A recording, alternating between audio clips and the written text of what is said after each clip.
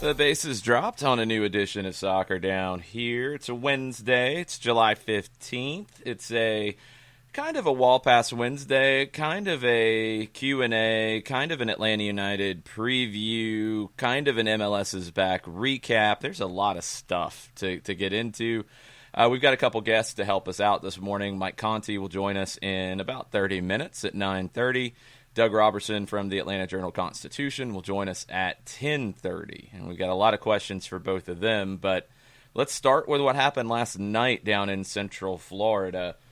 We have to show our respect to a certain team that wears purple, because this is not your grandpa's Orlando City anymore. This is a real team that can show up in big moments. They started really well. Not going to lie, about the 75th minute, I told the guys in our chat thread about this that I don't trust Orlando. I think they're going to end up giving up a goal and blowing this. Then they got a goal, and they made it 3-1, and they won. This is not the old Orlando City, and I think the biggest reason is they have a competent manager now. Oscar Pareja is a guy who can connect with young players. He's a guy who can get the most out of a group of players. He can develop players, and he's got these guys buying in right now. I mean, they're doing this without getting a whole lot of contribution from Dom Dwyer. They're doing this with a lot of new faces, and they're doing it with a young player in Chris Mueller stepping up and playing on a level, right with Nani. Nani's still ridiculous as a player. 1v1, he's still an incredibly talented player. Mueller is giving him that running buddy that he needs to be able to take this team to the knockout rounds and maybe further. We're going to see where they end up, but Orlando City looked very, very good last night.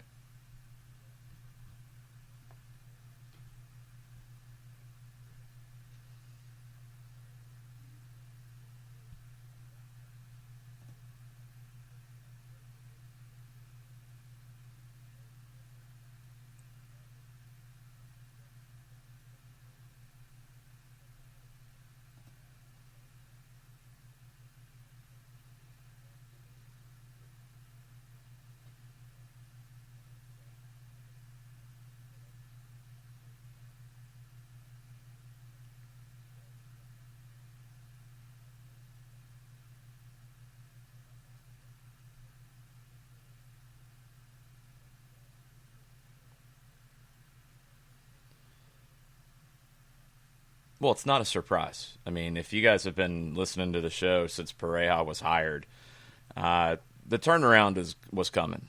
Oscar Pareja has done too much good work in too many different places for him not to be able to figure it out in Orlando. And, yeah, they've added new talent, and we have to see, Junior Urso, is he going to be a guy who can be an all-star caliber central midfielder? Don't know yet. I think Mauricio Pereira is an all-star caliber player. The back line, Antonio Carlos, is he going to be a guy that we can, put in a first team best 11? I don't know. But they're better than what they've had, and now they have a manager who can get the most out of whatever they have.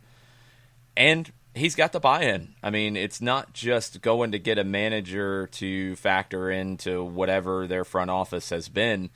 He's got Luis Muzzi there. These guys were together in Dallas. Now they're back together in Orlando, and this is going to be a team to keep an eye on. They won the match with Miami late. That showed something that we haven't seen really from them in a while. I mean, you're going back to the run they went on with Jason Kreis that ended against Atlanta back in May of 2018. But they were winning a bunch of games late then. Then the confidence was broken, and honestly, I don't think they've had it back until this. And they've won two different ways in this tournament. They won a game late, and they won a game where they took control early and held on and then put the thing away. Those are things that Orlando hasn't been doing much of in the last year and a half. Got to keep an eye on them. They have the talent to make a run in the Eastern Conference, and I think they definitely have the coach to make a run in the Eastern Conference.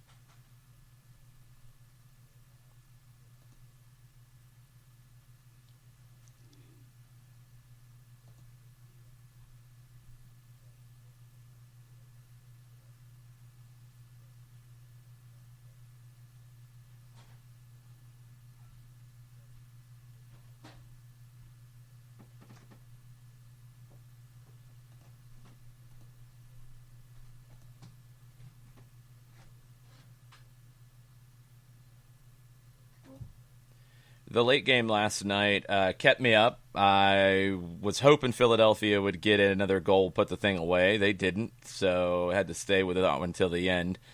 A really good match. I think some really high-quality team goals in it. Philadelphia, who was completely and utterly disrespected by the odds makers, with a plus 140 according to BetMGM at kickoff.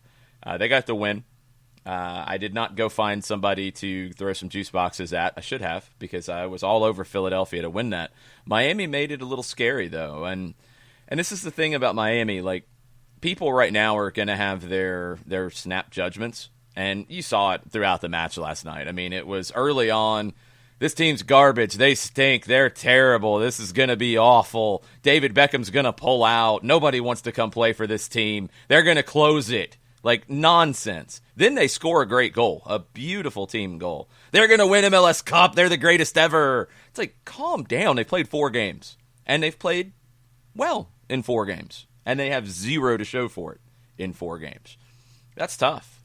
You've also had this thing called a pandemic to break those games up, which makes things a little difficult when you're getting started. And it's, Miami is Miami. They're going to be fine. They are going to attract some big talent. They have not done that yet. That's a question. There has to be a question as to why they haven't been able to lock down that superstar yet. Reports yesterday out of Europe was that Edison Cavani turned them down. Reports that the salary that they offered to Cavani was in the ballpark of what he was making at PSG, 8 figures. Never seen a contract like that in Major League Soccer. He wants to stay in Europe. Okay. Got to go find something else now. And that's not easy at the moment. But Miami showed, and I think they've shown in all of the matches, these flashes of what they can be. Go back and look at their goal. It's a beautiful goal. You see the talent of Rodolfo Pizarro. You see what Diego Alonso wants this team to be. They don't have enough to do it on a regular basis. I think more and more that I look at this, they need a 9. We've talked about that plenty. I think they need an 8 as well, and they need to figure out what their central midfield is going to look like. Trapp and Ulloa might be too similar. And if you're not going to go with Lee Win from the start there, if he's going to be a late game sub, that's fine. If Ulloa's not going to push up higher and change the dynamic, okay. You got to figure out what you're going to do there. And I don't know what that answer is, because we've seen 4 games. We don't have a great sense of what Diego Alonso wants to do with this group. They'll get better with Leandro Gonzalez-Perez. He'll make that back line better. But they need some things in the attack to give Pizarro more to play off of. They're not a finished product. Philadelphia is a finished product. Philadelphia is very good, and they showed, I think, their ability early. They also showed they can take a punch, and they can come back, and it's a great goal from them on the counter. Great match. I thought it was maybe one of the better played matches of the tournament. Good drama late, and Philadelphia gets the win, and Philly and Orlando are into the knockout round.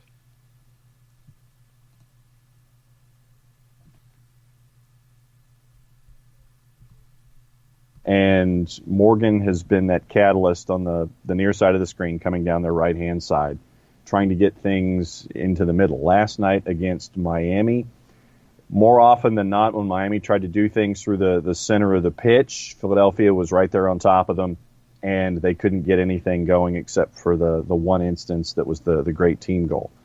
Speaking of team goals, I wanted to talk about Jamiro Montero and how he was, I'm not going to say integral, but he was a tremendous distraction in the Shabilko goal, where he was part and parcel to the entire process, even though he never touched the ball. Distracted early in the defensive third. Philadelphia was able to get it out of their defensive third quickly, and I think it was a total of 3 passes to get it to Shabilko before he scored. But yet Montero doesn't touch the ball. He's involved in the play twice, in the defensive third and in the attacking third. And for me, that was one of the coolest things I've seen so far in the tournament, was where someone who doesn't touch the ball is integral in creating something happening for Philadelphia. And also, Ilsinho coming on in the 45th, for me, that makes me wonder about the seriousness of what happened to Sergio Santos last night. He went down with an injury and stayed through the first half, but it didn't look good when he was down for a while. So that's what I'm going to be paying attention to with Philly is Sergio Santos. Santos was coming back off an injury too, so I mean, I don't know if it's a new injury, but I didn't expect him to go much more than 45, maybe get to 60. They're going to have to measure that, but they've got the depth to do it. They're even missing Andrew Wooten, who would give them a different option up top, and they're still making it work. We've talked about it with Ilsinho. You can't press the same way with him up top. You're not going to be able to run at teams the way you can with Sergio Santos. They've found a way to make it work. Jim Curtin's one of the up-and-coming managers in this league. He's finding ways to make things work, and I think what he's at now, like last year I felt like he built a system that worked. Now he's adding layers and wrinkles to the system based off personnel, which is a big thing to get that next level where Philadelphia, for me, was just outside of the Atlanta, NYC, Toronto elite status. Well, now you got to question New York City in a big way about being there, and you have to put Philadelphia there. Yeah. You absolutely have to put Philadelphia in as one of the top teams in the East. New York City, it's early days for Ronnie Deila. Yeah. It's early days for Ronnie Deila, but he got everybody back from last year. This was a team that was the number one team in the regular season in the Eastern Conference last year. Everybody back. And they can't get anything done. The start of the match, the tactics that Deila went with, I don't know what went wrong, but something did not click between the dry erase board at the hotel in the meeting room and getting on the field because it looked disjointed. It looked like they'd never played in that shape before. It was too easy for Orlando to get 2 goals in the first 10 minutes. And New York City now, it's just, where do you go? Because it looks like the confidence is shaken. I don't know. It's way too early, and yes, you again have had a pandemic that has made this a little more difficult, but Ronnie Deila, you have to ask some questions as to what's gone wrong from Dome Tarrant to Ronnie Deila. No, I'm right there with you, and there was a shape change that he tried to institute. I remember him discussing that in the one question, or it might have actually been a 2-question interview for a change when they put the headset on him. And he wanted the players, in looking at Deila, he was also looking for them after his initial adjustments to try to cycle things through faster. NYC just looked frustrated out there on the pitch, no matter what I seemed to see last night. And so, you know, I'm going to go with its early part.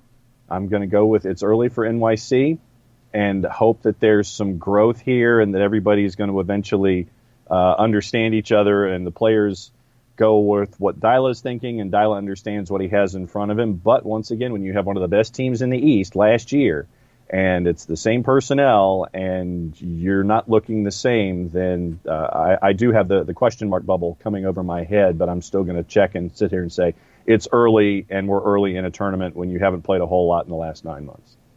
No, it is early. I mean, there's just no way around it. You're not going to run somebody after 4 games. That's ludicrous. And anybody who's thinking that, it's not happening. The questions have to be asked. And the questions, for me, were nothing until that opening segment of the match where you changed things tactically and something fell apart in the translation. Whether, you worked on it and didn't get it right, you didn't work on it and just threw it out there. That's what it looked like. It looked like it had never been worked on, and it was just a lineup choice thrown out there because it did not look like they were prepared to play that way. That's where you have to really look at what happened. What was the breakdown? Why did it look so bad early on? And that's why questions have to start being asked of Ronnie Deila. Questions are one thing. it's 4 games for New York City as well. Now, it's a different set of questions than it is for a Miami, but they haven't looked like the team they did last year, and the only change is on the touchline. So that is an issue. They've had some injuries. They've had some things that have, caused them problems. Maxi Morales being out last night hurts them a ton. It wasn't the attack that was a huge problem. They created a ton of chances. They had a ton of shots. They put a ton of shots on goal. It wasn't the issue. Defensively, it was bad early. It was really bad early because they tried to do something different, didn't look comfortable in it. And don't know what happens here in New York City, but you have to observe that, and it gets harder for New York City. Joe Johnstone points it out, and it's a good thought here. Like I said, coming out of last season, I felt like New York City, because they were the best in the regular season. Atlanta, they were number 2. Toronto won the East in the playoffs. Those were your 3 elite teams. Philadelphia, I felt like, was just outside of that. This is at the end of last season. Now, today, New York City's out of that. Philadelphia's in it. And now you've got Columbus. Now it's 1 game in this tournament. It was 1 win over New York City in week 1 where there was a red card early in the first half. And it wasn't really a dominant win, so I'll push that off to the side just a little bit. But Columbus is a team that has to be questioned about, can they become elite? Does that elite 3 become 4? I think it could be. And that makes it even harder for a New York City. It also makes it harder for an Orlando and other teams in the East who are trying to get up into that conversation. New England, I think, can be part of that. Montreal can be part of that. If you've got 4 spots filled with elite teams and a couple right behind it, it's going to be hard to break through that. It's going to be hard. And Orlando City's one that I think they're a playoff team, but I don't know at whose expense just yet. Yeah, and I think that the next step in learning about Columbus is obviously going to be in the game against Red Bulls in MLS's Back After Dark tomorrow night. And I want to see how Caleb Porter goes up against Chris Armas from what we've seen from both of those teams. Courtesy of our friends at BetMGM, Columbus is at plus 135 and the Red Bulls at plus 180, but that's the next step in the process for me. Yeah, that's going to be... I wouldn't touch that one from either one of those odds because this is a weird matchup. Columbus, we want to see how they handle a team like the Red Bulls. They should. They've got the players who can handle a press, but will they? And we'll see that. Red Bulls got 3 points. They're in a good spot. How aggressive are they going to be against Columbus? Where's the fitness level at? Those are questions with any kind of a pressing team. I'm not touching that game from a prediction standpoint, but it's going to go a long way to deciding this group. Now, Atlanta's got work to do tomorrow.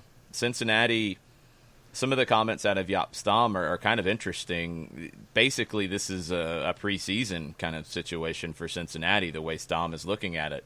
So after a really bad 75 or 70 minutes on Saturday, they started well.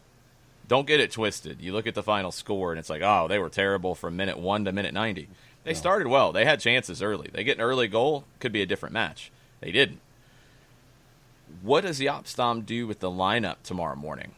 Does he want to look at some players? Does he want to look at some combinations? Is he thinking more big picture than trying to get results in this tournament?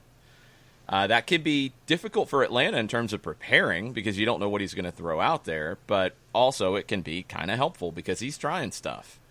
And I think he made that pretty clear in his media availability yesterday. He talked about how, you can't expect him to show up and then 3 weeks later with some training sessions and a game for everything to be fixed. It's a process. Yeah. It's going to be a process on the roster. They've got to upgrade some spots in that roster. It's a bunch of puzzle pieces that don't necessarily fit. I think the idea of what they want to be has become clear under Gerard Nijkamp and first Ron Jans and now Jaap Stam. That's all okay. They want to be Dutch. They want to be 4-3-3. They want to play in that kind of style. Got it. But you have some players that don't necessarily fit that style. Kendall Waston is becoming a big question mark in the back for them. Is he going to be mobile enough to play in this way, to play in a high line? Can he turn and run? Do you have the right outside backs to do it? We saw Saad Abdul-Salam really struggle against Columbus. Does that mean Mathieu Duplan comes back into the team? Is he ready to give you 60 to 70 minutes? Have to find out. Michael van der Werf was in the concussion protocol. Is he going to be ready to give you anything in this one as one of the center backs? Pedersen, one of the new players, so-so. Didn't really bring a whole lot to the table. He wasn't really the one at fault on a lot of the goals, but didn't really add much either. Greg Garza struggled. I thought they got better with Andrew Gutman when he came on at halftime. The midfield, they're going to have one very basic problem in the way they're constructing the team because Harris Medunjanin needs somebody to run for him. CM De Jong is not very mobile, and you want him as your 10. That means your 8 has a lot of pressure on him. Or you've got to find other ways to solve that problem to split the difference a little bit. Frankie Amaya, player works really hard, but you're running around like a lunatic in that because you're trying to get up and help CM De Jong and give him something to work with. You're trying to get back and cover for Harris Medunjanin because he can't run with people. You're just running a lot. Alan Cruz didn't start. Alan Cruz, I think, could be their best player. Alan Cruz needs to play, but he's not necessarily that player. Cincinnati's a weird one to predict because they've got all these question marks about their roster and about their lineup, and we really don't have any idea how they're going to try to answer them. We just don't know what Jaap Stam is going to do in this situation. The fact that he's looking at this as a preseason, he's looking at this as a step in the process, helps Atlanta in that he will try stuff, but it also doesn't help them prepare for what they might do in terms of personnel. It makes that a little difficult. Because you have to prepare for more than you would necessarily think because of all the ideas that Jaap Stam may have in his head, yeah? Kind of. I mean, you're not... At this stage, Cincinnati hasn't shown you enough to say, I got to prepare for 10 different things. You're preparing for a team to play you in a 4-3-3. You're preparing for some of the different possibilities out of that. If it's Mathieu Duplan on the right side, he's going to get forward a little bit more and be a player you got to account for. You didn't really see that as much with Saad Abdul-Salam. Greg Garza can get forward really well. Andrew Gutman is a more aggressive left back. If you change up the shape in the midfield, Alan Cruz is somebody you have to account for coming from deeper positions in the midfield. You have to make sure that your attacking midfielders try to slow that process down and occupy him. Depending on what's up top, if it's Brandon Vasquez, you know Brandon Vasquez. If it is Regaton, who got the start up top on the weekend, you know he's going to run all day. If it's Vasquez, he's going to be playing looking more to be a target forward. So there's differences in the personnel, what it can do, but you know what the shape is going to be, and you know where you can find your advantages. And for me, it's playing through the midfield, creating that box of 4 with 2 holding, 2 number 10s behind your forward, and outplaying teams there. If teams try to take that away from you, then you get your wingbacks even more involved with Lennon, Bello.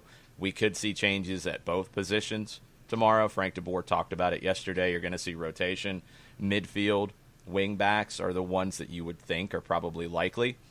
You could see John Gallagher. You could see Jake Mulroney from the start. You could potentially see Edgar Castillo. You could potentially see Franco Escobar slide over and play as a wingback. Lots of possibilities there in the midfield. It was Heineman and Adams who started in the holding roles. You could play Josetiu in one of those roles. You could play Eric Remedi from the start. You could play Jeff Larinowitz from the start.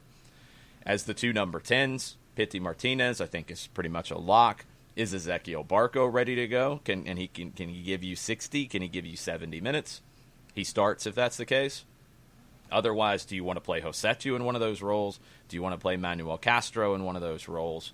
And then up top. What do you do up top? Is it going to be what we saw to start on Saturday, where it's more of a very loose front three with not really a focal point? Or is it going to be Adam John or a J.J. Williams up top? Would not shock me at all to see Adam John start. I thought he was good to finish the match on the weekend, and I think he just simplifies the game plan.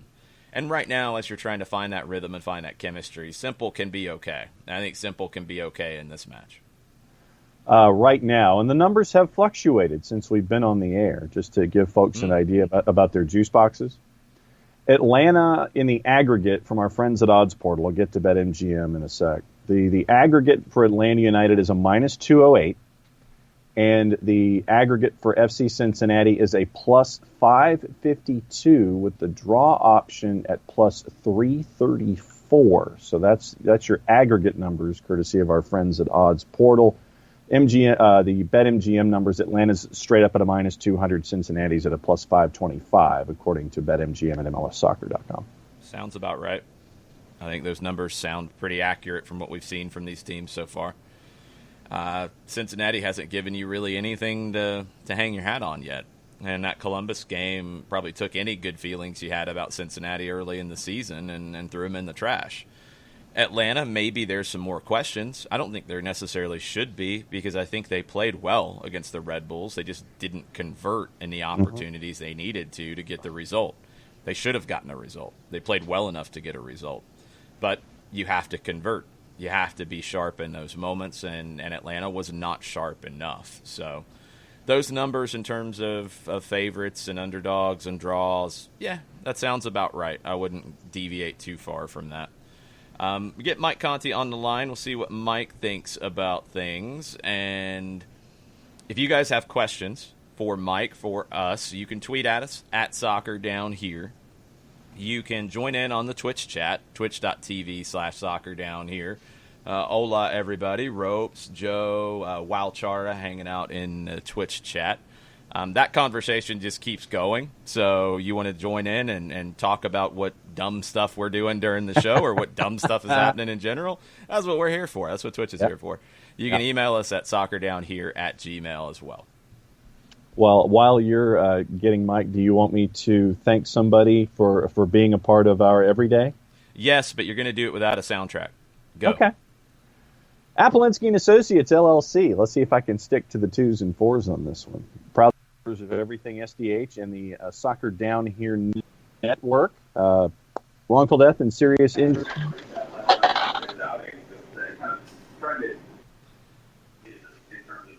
All right, Mike's with us, and John left us. What's up, Mike? I had to check my phone a couple times. I wasn't sure what was going on there. Yeah, very strange. Yeah, Jason Nix, that didn't go very well. Thanks. John is frozen, and Mike is with us. All right. Our providers are deciding to play with us a little bit at this point. How are you, Mike? I guess. I'm good. How are you? I am good.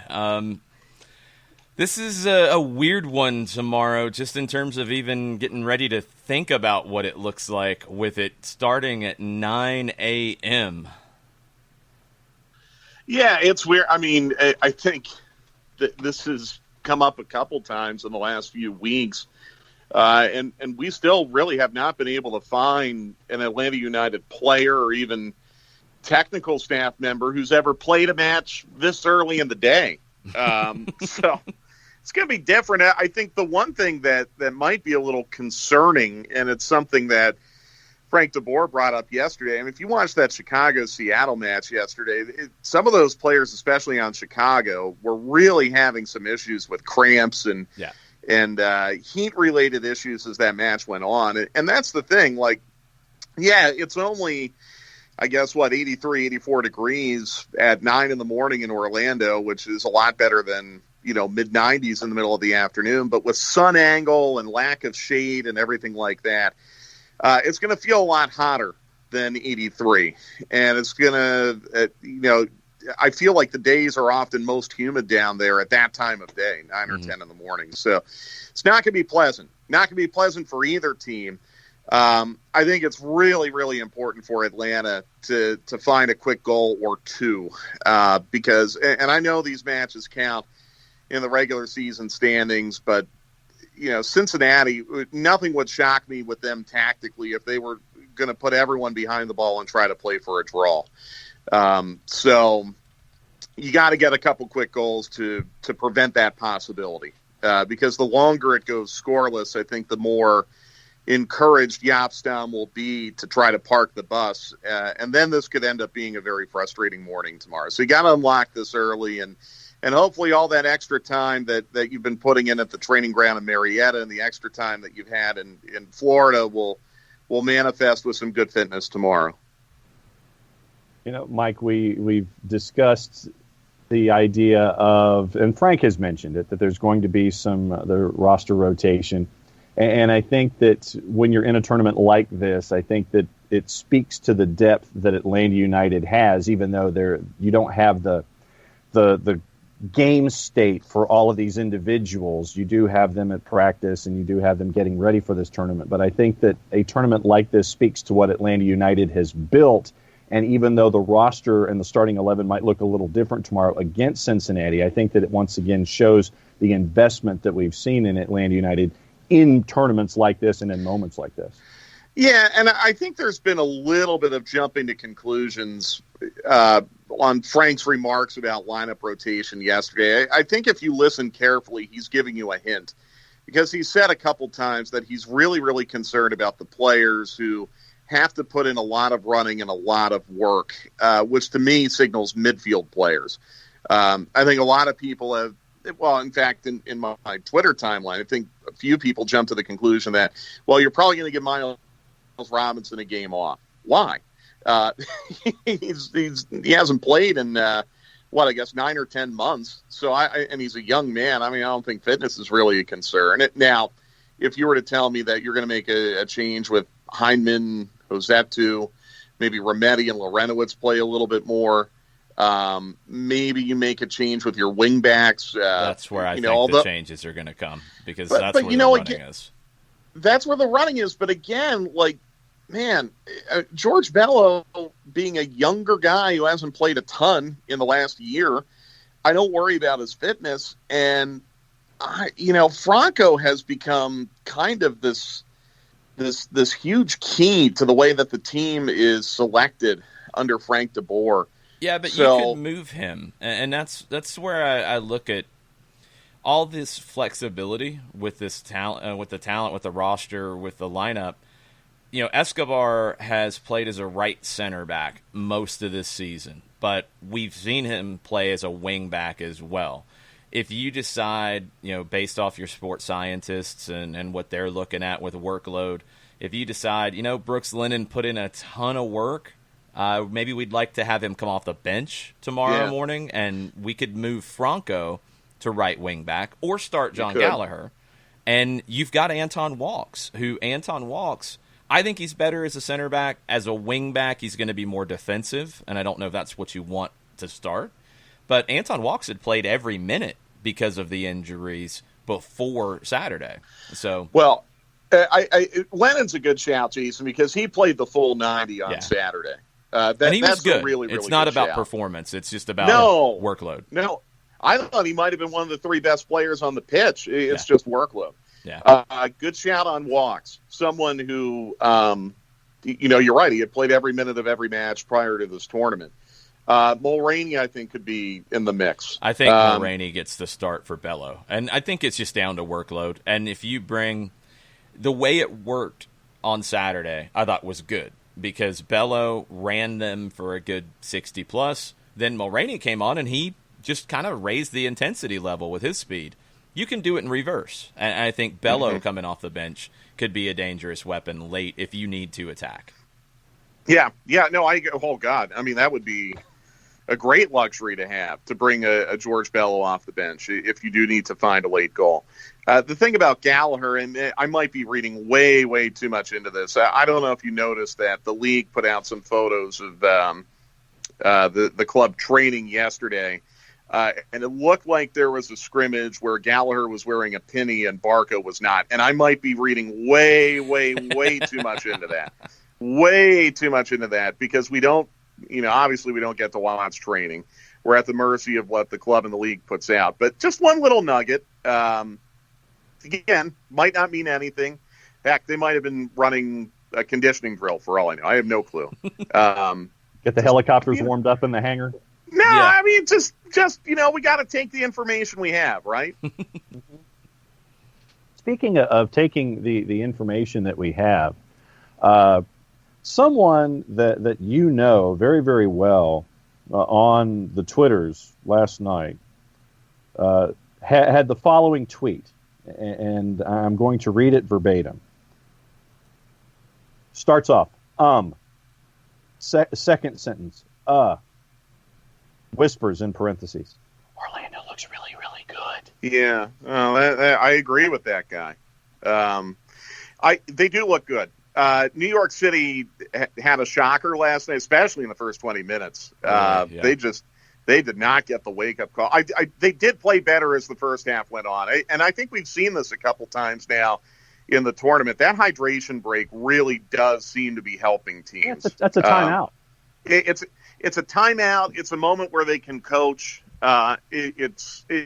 There's a lot of different advantages. Let me ask you guys this, because this has come up, and I've seen this conversation around the world. It's been fascinating to me because, I'm not just a traditionalist when it comes to this game.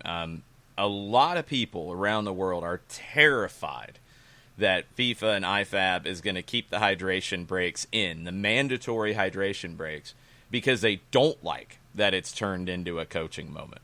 What do you guys think about that? In the purest traditional sense, I would agree with that concern. As far as evolving the game, I think there were some traditionalists and purists who were concerned about the 5 substitutions. They still are. Yep. Yeah. Honestly, I don't think that's been detrimental at all, especially because you've had it in 3 banks.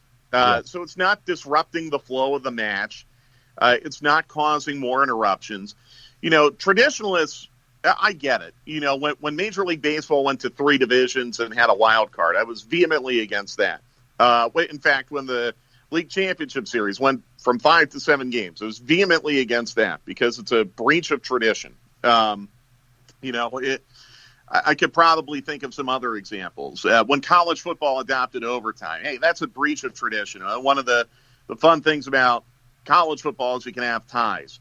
Michigan went to a Rose Bowl going 9-0-3 a couple of years ago. It's one of those fun quirks. But honestly, postseason baseball's gotten better. College football's gotten a lot better without ties. The National Hockey League, when they put the shootout in to determine an extra point, I thought, that's ridiculous. I mean, you're basically doing a all-star game skills competition to determine the winner of a game. Well, honestly, that has turned into something that fans have really liked and something that creates a lot of excitement. So the game's got to evolve. There were traditionalists who didn't like VAR and still don't. VAR has helped make the game better. I think so.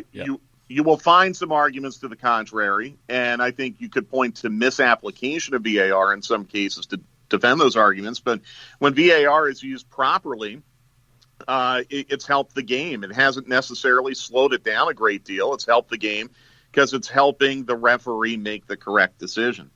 So let's go back to the water breaks. I mean, if we're talking about evolving the game and making it better and making it more exciting without making the games dramatically longer, I'm okay with it. I'm okay with continuing with it until someone finds such a competitive advantage to it that we would need to relook at the rule. Because, in the case of last night, New York City really benefited from that water break, but who's to say that Orlando didn't either? That New York City just benefited a little bit more. See, I'm okay with the benefit. I'm okay with this on 2 different levels. I think I'm okay with the stoppage to allow coaches an opportunity to impact the match. It's a very limited opportunity for managers to impact a team at this level. I'm good with giving them 90 seconds to do that, and I'd keep it at 90. But I'm also good with it, and we haven't seen everybody take advantage of this yet, but I think they should. We've had this conversation about the Adidas logo, and that was actually priced out by somebody yesterday. It kind of blew me away about how much value they feel like Adidas is getting out of that. Okay, how much is it? How much? I'm curious. I can't remember what it was per. I want to say it was six figures per game. I want to say they thought it was around 100,000 per game. That's going to make it. Well, it should be more. I mean, good Lord. I mean, six figures? I mean, it's on the screen almost constantly on ESPN and Big Five. It should be more. It might be. And it might be. But that's going to blow away my idea to get a GoFundMe started to get that logo off the field. We're not coming up with that much on the GoFundMe. But no, I don't think we can do it. The thing about the mandatory water break, and especially if you have it roughly around the time, and it's going to be 90 seconds, do a box-in-box and do an ad. Because you're going to need to bring in revenue right now. That's it's just a fact. You need to bring in some revenue. Don't go away from the broadcast. Do the box in a picture-in-picture kind of deal. And then do it for 60 seconds. Do it for 30. Come back and then tell us what the coaches, the teams were talking about. Just like you would in a timeout situation. NWSL was doing that, although they went fully away. As opposed to in the edited version, in the re-air. On the live, they just tossed a commercial. And well, you can see the difference. In the live on CBS All Access, they throw to the break to set that up. I think on the international, they might be doing that as well. They might go to the break there. On CBS, the game on Big CBS, they went to the commercial. Yeah. And then came back. And just do the picture-in-picture, and I'm happy with it. Yeah, I agree. I mean, again, if this is between having some clubs go bankrupt because of revenue, especially in lower divisions, and throwing in a 90-second water break per half so you can sell a TV ad and have a moment of coaching, I'm willing to do what it takes to keep those clubs from going bankrupt. Yes. So, Jason, you make a great point. I mean, if that's the way to do it, let's do it. On multiple levels. It makes the game better financially. It can make the game better because last night, prime example, New York City comes out in a different shape. It looked horrible. They had a chance to fix it and make the game better. And it was better because of that. Because if it had continued like that for the rest of the half, it would have just been they were able to change it, and that's good. But let's go back to Orlando. Yeah. I mean, I think it's very clear now that they have found the right manager. I think it is very clear now that Nani is going to be a very influential player in this league. I think it's very, very clear that Chris Mueller is an outstanding player when he's getting service. And I think it's very, very clear to see a goalkeeper. Jared Smith made a really good point on Twitter last night. A goalkeeper with some confidence, something they were tremendously lacking with Joe Bendick. So, look, I mean, Orlando and Philly, they're going to play for the Group A championship the next time they meet. I want you all to keep something in mind. If Atlanta United finishes third in its group, and I think there's a pretty decent chance that could happen, even if they get 4 points. And in fact, if Atlanta United ends with 4 points, which means a win over Cincinnati and a draw against Columbus, with Columbus already +4 in goals and having scored 4 goals, I don't know if Atlanta United can pass Columbus without beating them. So then it comes down to Red Bulls and Columbus. And Red Bulls might have 6 points by the time that match is played. So if Atlanta United's got 4, I think there's a pretty decent chance they're finishing third. Guess who they would play if they finish third in their group?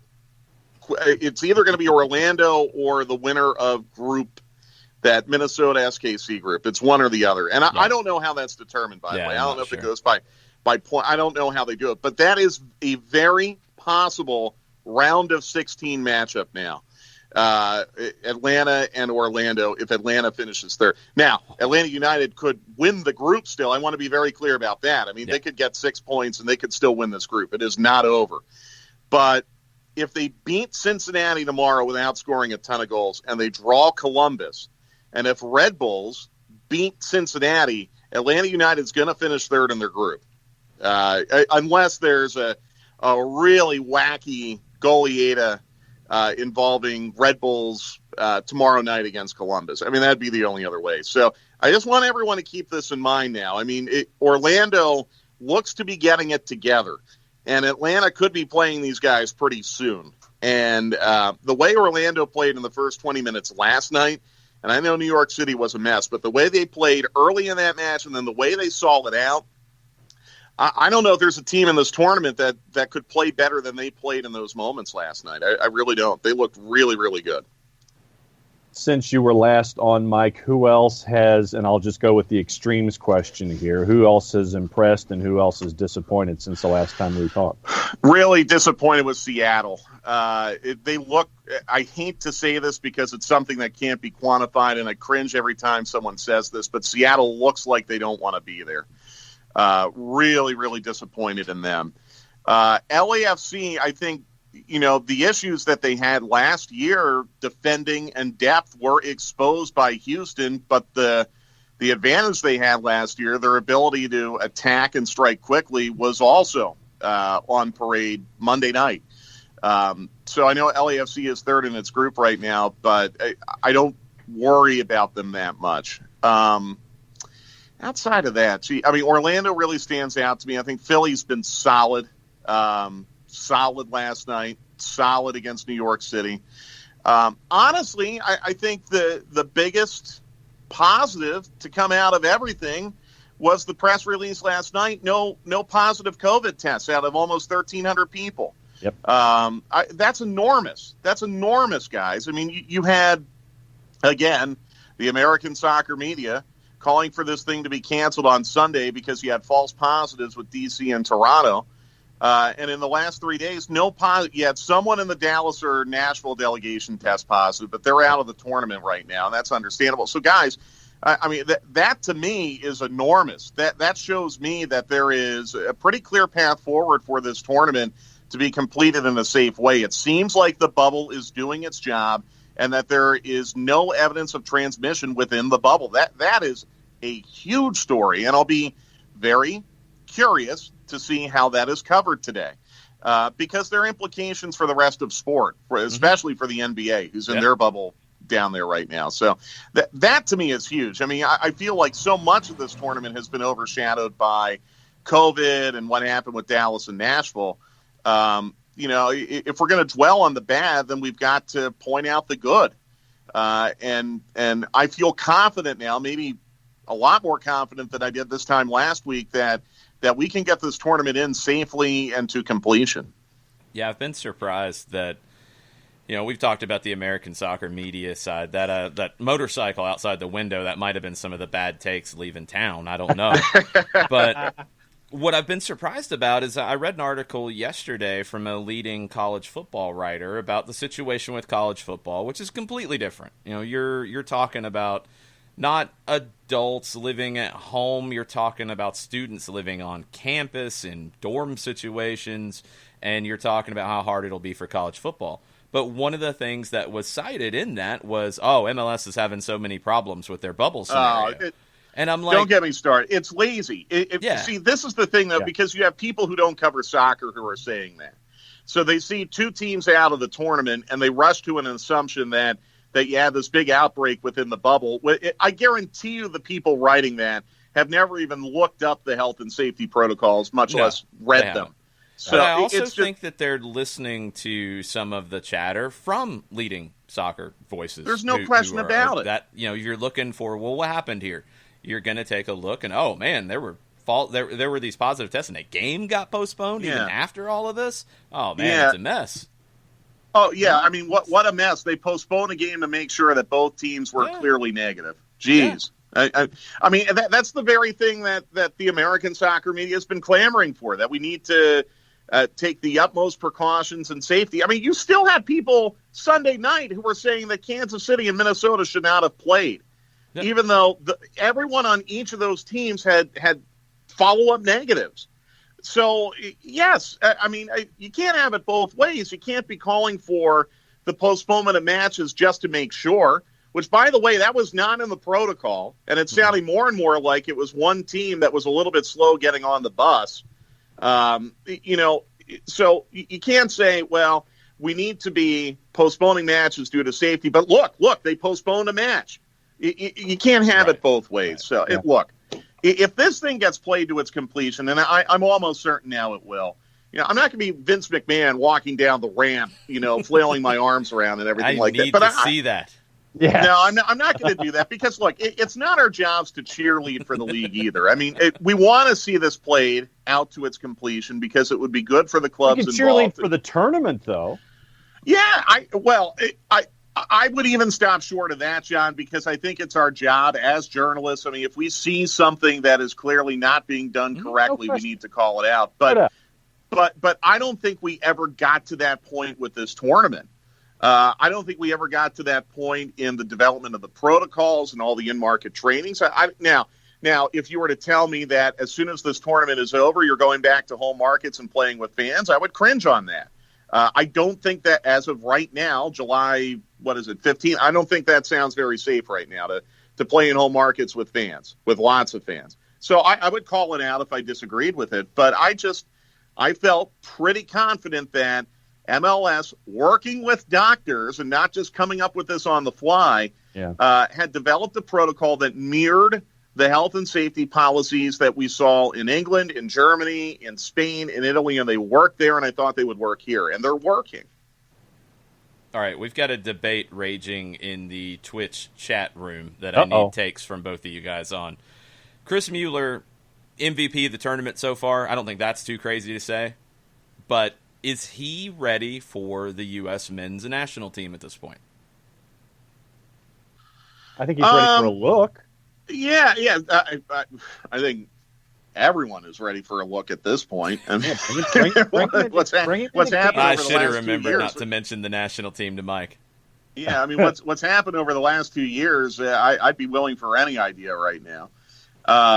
Is he the MVP of the tournament? I mean, he's at an advantage because he's one of only 3 teams that's played 2 matches. So I can't. I can't go there yet. I'm going there. He's been that good. He's been good, but I mean, we might be having a different discussion Friday morning after we see Ryan and Zardes play again. So, I agree. Right now, yes, he would be the MVP of the tournament in my opinion. He was really, really good last night. Yeah. Yeah. So no, I'm with you. I'll go right now. Yes, but I know that once you mentioned ZZ up top for Columbus, we'll keep an eye on that. But, let's see what they do against Red Bulls. I mean, if Zardes has a brace tomorrow night, then we're having a different discussion. Yeah, we are. Well, we are. I don't know if the general community would, because man, people are down on Jossie Zardes. Just don't play him at right back. Guilt by association with the men's national team. I think that's a big part of it. That's a good point, and it's sad because it's not his fault. No, he can get better. There's still things he can do to get better. I don't think he's the best forward this country's ever produced by any stretch, but I don't think he's necessarily a starter right now if everybody's healthy and in form. But right now, today, he's in form. And if he's the best guy, if you had a game tomorrow, that's who I would start. I'm with you. I'm totally with you. Yeah.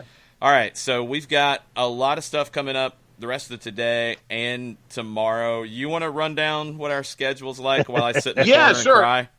Yeah, real quick. 2 p.m. today, stoppage time on the 92.9 The Game Facebook page. You know what we'll talk about there. Tomorrow morning on 92.9 The Game, 8:35 Stripes Countdown. Kickoff at 9. I think it's 9:04 tomorrow. And then we'll do a full 1 hour full-time report after the match. It'll be posted to Off the Woodwork. And I think after us, Chris Goforth and Randy will kind of keep the soccer talk going. I looked it up. I haven't been able to find a record otherwise. This appears to be the earliest start time ever for an Atlanta professional sports event, either at the venue or local time. So a little bit of history there. John, if you have any record of the Thrashers playing in like New Brunswick or Newfoundland, please let me know, and I'll look it up. No, they do not, and they did not have any stew at the time either. No, none of that.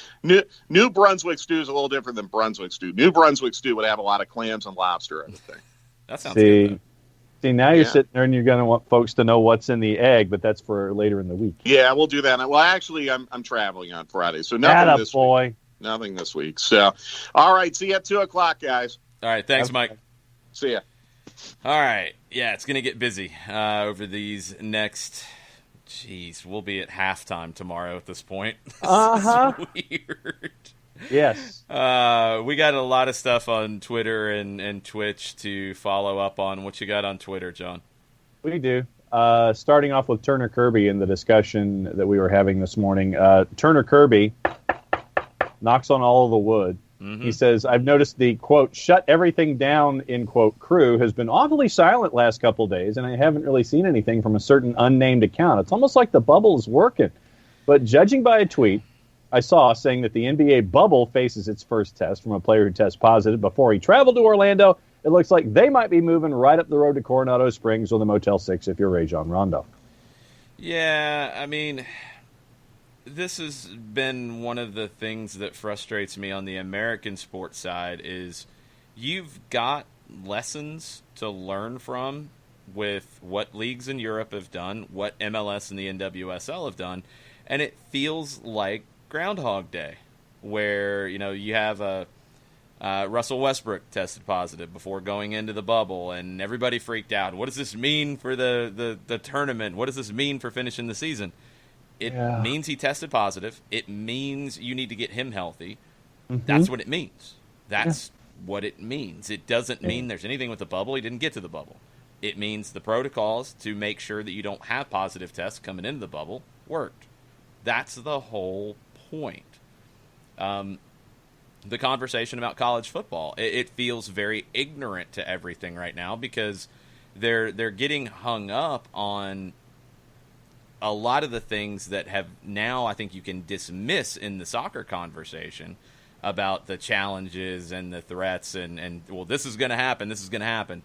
No, the conversation in college football is, are you going to be able to prevent college students from acting like college students and not following social distancing guidelines, wearing a mask, not going to parties, all that kind of stuff, because that's the problem. That's the problem with the college football scenario more than anything, because they've got the money to do all the testing. They could put all the athletes in a place where they're living together. Like, there's things you could do. These schools have the budgets to do it if they really want to, but there's no leadership to do it. Adam from 816, syllabus week is going to ruin everything. Well, yes. Yeah. And then you've got some colleges, which is the other big part of it, in that some colleges aren't going to have on-campus instruction. And how do you have a athletic program if the athletes aren't there? Ricky Ricardo, Rush Week. Oh, Rush Week's going to kill the whole thing. Rush Week's going to end the season. And those are valid things in college football. They're unique to college football. Those are the issues. You want to talk about how to make college football happen? Start addressing some of this stuff. Pro football, you want to make that happen? You pay to make that happen. You do all of the testing that is required, and you have your players follow the guidelines. The Bundesliga players were able to be at home. Yes, it's not as much of a threat in Germany because they've handled the virus better. We know that. But their players had very strict at-home protocols that they had to follow. NFL players can do the same. If they don't play. These are the things that are necessary to do it. It can be done. Is it easy to do? No. But it can be done. And I keep coming back to the NFL side of it. There are so many moving parts and so many people and entities that are reliant on the NFL doing this that I think they find a way. Yeah. College, I don't know if there's anybody to grab all of the different leaders up and say, we have to do it this way. Stop being stupid. Well, there is, but they're not doing it. Well, no, there is, but they've never taken that role on in that way. Right. They've never tried to be a true governing area. Mm-hmm. It's a weird one. I don't know. I don't know how you fix this conversation because in American sports, it's just this thing of, like the Bundesliga, like the Premier League, like what's going on with MLS, like the NWSL, that it's not happening. That it doesn't exist. And people aren't paying attention to it. I don't know. I don't know what the way to solve it is. Breaking news sounder, please. Ay, Dios mío. More developing news, but go ahead. God You always do that, and it's confusing. We're going to go with this one then. The official match schedule has been announced for Qatar 2022, trademarked. 4 matches per day during the group stage. The opening match will be at Al Bayt Stadium, the final at Lusail, and according to Qatar2022.qa, the primetime viewing for 3.5 billion fans due to Qatar's geographic position. Quadruple headers every day for 5 a.m. in the Eastern time zone, 5 a.m., 8 a.m., 11 a.m., and 2 o'clock in the afternoon. And everything starts on the 21st of November at Al Bayt Stadium, Khalifa International, Al Thumama, and Al Rayyan. And it goes all the way to the round of 16, which will be December 3rd on a Saturday. And quarterfinals are set for the 9th, starting the 9th of December, semifinals starting the 13th.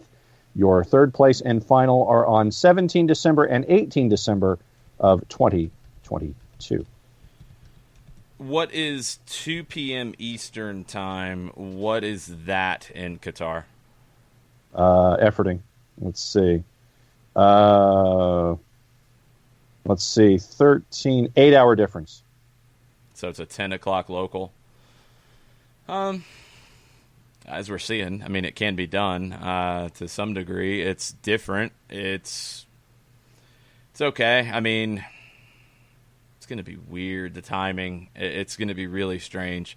I believe you're going to have 4 games in the group stage on Thanksgiving for us.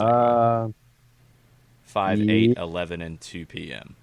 Yep, you're going to have, Lusail, Ras Abu Abud, Education City, and Al Janoub will be having them on that Thursday. So, 4 matches, 4 games a day all the way through. Turkey's going to be really, really weird in that. All right, Twitch people, I'm sorry I'm low. This is really stupid. I'm going to throw pandas at the screen in a minute. Just calm down. Let me fix this. All right. Is that better, everybody? I'm going to try not to yell, but I think that's decent. Stupid technology. Stupid. Bad, naughty How about that? Twitch. No, it's not Twitch's fault. It's, well, now people are arguing on Twitch. They're saying my levels were okay, so I'm... Ay, Dios mío. You guys sort it out. How about that? Talk amongst yourselves. And no, John, this is not part of it. Please have a naughty option somewhere in the chain. Oh, that'd be great. I still want a naughty option for the MLS's back tournament. No. Jason Nick says, and it goes back to our Orlando discussion, is gulp. Orlando, good now, or is this just a sure sign the world is ending? Oscar Pareja has something going, I think. Oscar Pareja is a good manager. He's an excellent manager, and that's what happens when you get somebody competent into the situation. They've upgraded the talent too, but biggest thing's the manager. It's honestly that simple with Orlando, in my opinion.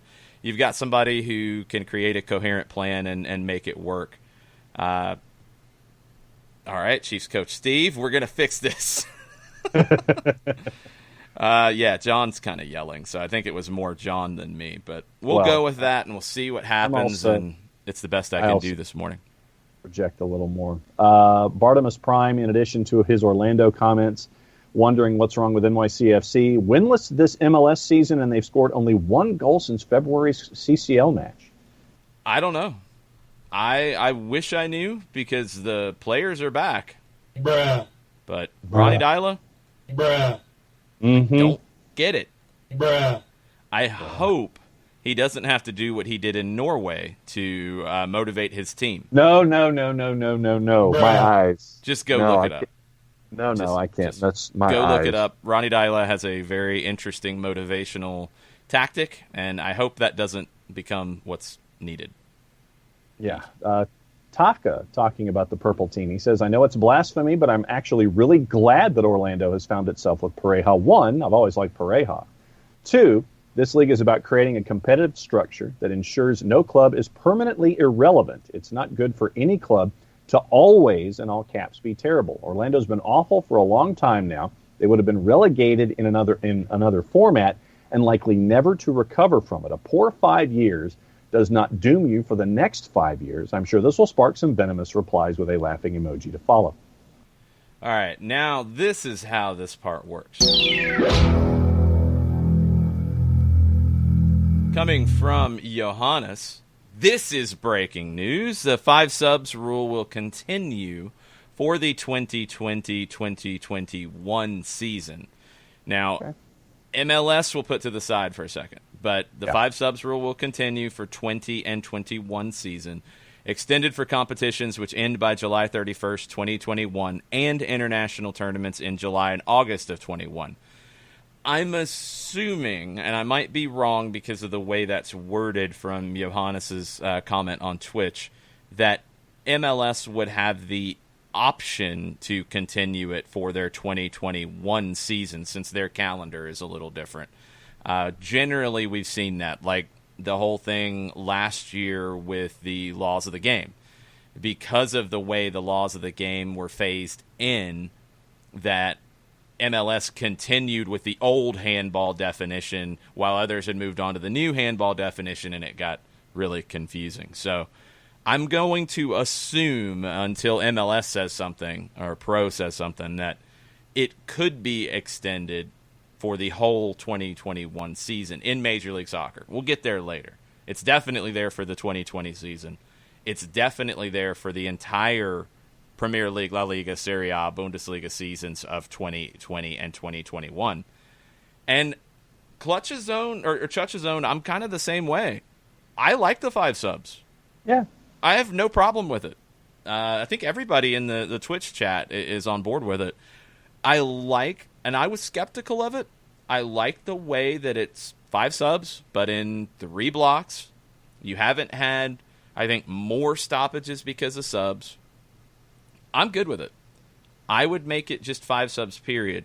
Adam from 816, I would not make it based on the water breaks, the dry bulb or wet bulb temperature. I think it's wet bulb temperature. Yeah, wet bulb temperature. I wouldn't go by that. I'd go 5 subs, period. I think when you look back in soccer history, it's been really reluctant to change. I mean, it's not that long ago that you had 2 subs, period. You really want to get into it. It's not that long ago that you didn't have any subs and somebody got hurt. Well, you played shorthanded. I'm good with 5 subs. I think it makes the game better. I think it makes the conclusions of matches better. You get fresh legs on. It gives managers another opportunity to impact the match and correct things. And I'm good with both of the things we've seen lately. The mandatory hydration break and the 5 subs. I would be completely fine if both continued. I would have no problem with it. What about in Qatar in 2022? Because of conditions, even though the Qatari are saying that we're going to have air-conditioned stadia and all that kind of stuff. No, I would continue it, period. Go? Like, yeah. Don't get me twisted on this. I would continue 5 subs, hydration break mandatory, but I'd do it more like we've seen in the Premier League, where it's at the 22-ish minute mark, the first stoppage after 22 minutes. Yeah. I would do both for good. Like, they would be in the laws of the game for good. That hydration break would be 60 seconds timed by the referee. That's the amount of time from when the players get to the touchline to when when the whistle's blown to bring them back. So it's basically a 90-second stoppage. They can come back and add that at the end of the half, like we're seeing. Yes, it's going to be a little bit more extra stoppage time. Fine. I'll take the trade-off, and I would do it for good everywhere forever. That's my crazy opinion, my hot take for the day. At me, it's all good. Okay, just checking. Michael Head had a question. He says, I really hate to ask this question, but if Atlanta United does not advance out of group play, are they still considered elite in your books? No, not for at least a short period of time. If you don't get out of the group, no, you can't be elite. It's the same, unwritten rule we're putting on New York City. You can't come into this tournament and play poorly enough to not qualify. and be elite. You just can't. Seattle, you have to wonder if they're elite at this point. Doesn't mean you can't be elite by the end of the season. But coming out of this, yeah, it changes the expectations. I think when you compare the way New York City and Seattle and Toronto's only played one time, but you compare that to the way Atlanta played in Game 1, you're in different ballparks completely, because Seattle hasn't really looked good in this tournament. New York City has scored one goal and has looked pretty dreadful, and Toronto blew a 2-0 lead. Atlanta played well and lost. It's a little bit different conversation, but yeah, Michael, if they don't get out of the group stage, and you finish third and get out of the group stage, that's fine. But if you don't get out of the group stage, you can't be among the elite, because you're one of a group of 8 out of a 24-team league that didn't make it to the knockout round in this tournament. You can't be among the elite in that conversation. You can regain status, but you're not in that status by the time you come out of this. Also on the board, John Nason disagrees with Mike. He's not a fan of 5 subs or the mid-half breaks. The beauty of soccer is the 45 minutes of unbroken action and a known game duration, unlike college football. But he is with Mike on the center circle ad, though. I don't. The 5 subs doesn't change anything really about the timing. I don't think it does anything to it, because you're not adding more times to sub. You're just adding subs in a block. I don't think it affects it. The hydration break does, but that door's already been opened. You have hydration breaks in competitions where that wet bulb temperature is at a certain point. You need to have it, and you're going to need to have it more with all of these games in short periods of time. It's absolutely a must for the foreseeable future. I think it's a good thing over the whole, because I think it adds another element of tactics to it. And you're talking about, 3 minutes, 90 seconds each half is what you're adding to it. And you're just adding it to the stoppage time. If it takes the standard run time of a match from right at 2 hours to 2:05, I think the trade-off is worth it. I don't think that hurts the game. You have to sometimes evolve, and I think this is something that I'm happy with it. And maybe it's because I'm coming at it from a coaching perspective, and I'd love to have that opportunity to impact my team in those moments. If I'm Ronnie Dyla, I'm very thankful, and I'm thanking anybody who came up with the idea for that hydration break to be able to get out of an awful tactical setup where Orlando's running me off the pitch. I'm good with it. I think it's going to be interesting and Alex Payson comes in and says 5 subs.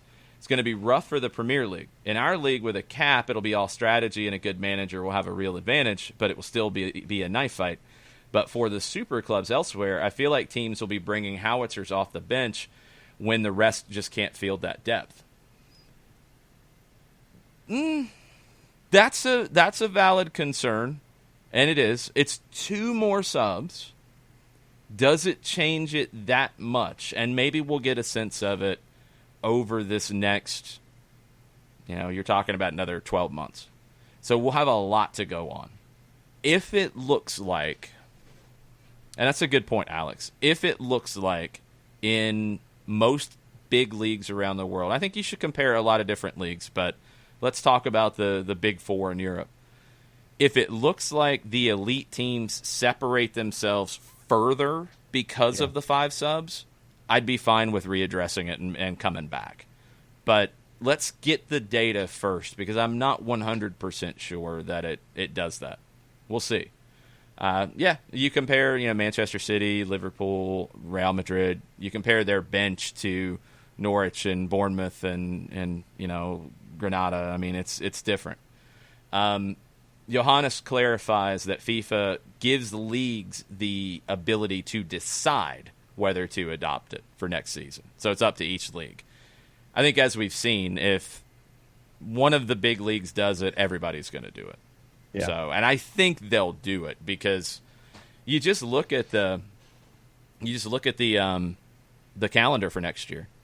You're going to be starting in mid-September and you still got to finish at the normal time because you've got the European Championships, you've got Copa America, so you're going to have to condense it in. I'll be curious to see. I'll be curious. Alex brings up a really good point. In MLS, it's a different conversation than it is in a Premier League, etc. And Jason Nick says they've been talking about it. I want to see the numbers. I want to see if the gap between the big spending teams gets bigger because of 5 subs. And if they go forward with it next year, and I think they will, if we get a year's worth of data and it's definitely widened, cool. I'll be convinced to go back to 3. And then the last one on the Twitters for the moment comes from Tafka, and it goes back to our discussion about American soccer journalists and columnists. He says, unfortunately, even the soccer journalists are reporting apocalyptic in the tournament opinions repeatedly, in all caps. And Tafka says the Athletic has fallen off that cliff badly, and I'm furious about it. Yeah, I just don't like any coverage that comes from a negative starting position, and I've been really surprised how much of a negative starting position we've been seeing here. It's been strange. We have a bot in the Twitch chat, John, but they have a soccer question for you. I think they're a bot, but they have a soccer question. So, okay, bot, what is your soccer question? What do you think of Tottenham Hotspur? I think that bot's Katie Weaver. That's what I think. No, that's Katie is not advertising a free iPhone 11 and AirPod. Oh, no. What? No. Why are you? What? No. What? No, I'm just saying that would not be Katie Weaver. That's what I'm saying. Katie Weaver would not be adding the advertising to the question. Okay. What do I think? What do I think about Spurs? I think not a bot. Not a bot. Sorry, free iPhone 11. I just got to call you free iPhone 11 now, though. Yeah, there you go. I think that Jose Mourinho continues to be completely and totally frustrating as a coach. I still think that all of this shine and glow, and everybody thinks that we're going to bring in Mourinho because of three titles, three. And you think that's really why they brought him in? No, because they weren't. Do you think there was shine and glow when they brought him in? I think that a lot of folks are, when you're looking at coaches, and this is a general point, but I think that when you're looking to fill a position and you have a vacancy, you'll go for the shiny object sometimes. And you're not going to be looking at recent success or lack of success. You sit there and it's like, oh, okay, Jose Mourinho. Yeah, he did well in the past. We think he can bring that legacy to insert team here. I think that the fact that they're 8th, I think that Mourinho still wants to bring in folks to fit what he wants to do, and I think that there's still going to be some transition, and he'll be the first to tell you that he doesn't have everybody that he wants to have there at Spurs. But when you're 8th and you're 14, 10, and 11, even though you're 3 points out of 6th, I think that this year it's been underwhelming for Tottenham, and I'm sure that Katie would agree with me there. I'm just kind of like, when it comes to Jose Mourinho now. And Tottenham, I think that they should be better than they really are. That's just me. But when you're passed by Chris Wilder and Sheffield United, when you're passed by Nuno Espirito Santo and Wolves, and Ole Gunnar Solskjaer at Manchester United, I think those 3 right now are better managers than Jose Mourinho in the Premier League. I honestly do. And I'm not just staring at the standings and sitting there saying, well, they're the 3 on top. I think that they're better managers. I think that you look at what Chris Wilder has done with less at Sheffield United, and you look at what Nuno Espirito Santo has done bringing in his philosophy at Wolves, and you see finally that Ole Gunnar Solskjaer has been left alone to his own devices at Manchester United, bringing in the younger guys, letting them flourish. Mason Greenwood is a prime example of that. That's what you're going to get, and with time and with patience, they'll continue to grow and improve. I just think that Tottenham went after the shiny object in Jose Mourinho, trying to get... I so disagree with that. You got to go back to where they were. Tottenham was broken when they went out and got Jose Mourinho. There's no shininess. It was a rudderless ship. the issues with Tottenham go a lot deeper than the manager. Mourinho was a rescue mission. It was weird in a really bad way, and he might be able to fix it in the short term. Nothing about a shiny object. Pochettino had lost the team. I think the ownership had lost the team. You handled the recruitment horribly. Everything was broken. But Mourinho has come in, and he's lost more games at Tottenham than he did in his first 3 years at Chelsea. Mourinho's not that manager anymore. I don't think he is the special one anymore because the game's passed him by in some ways. Things have developed. What Pep has done, what Klopp has done, what other managers have done, they've passed what Mourinho still leans on. But, Tottenham is better than they were at the beginning of the season, right? Grant you that, yeah. I mean, he's improved it. Yeah.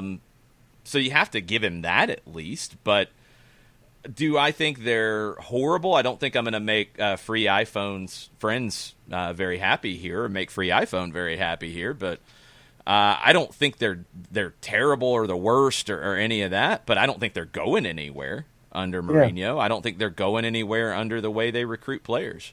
I think they really ruined what was a good thing and had the potential to be a long-lasting thing by the way they handled everything with Pochettino.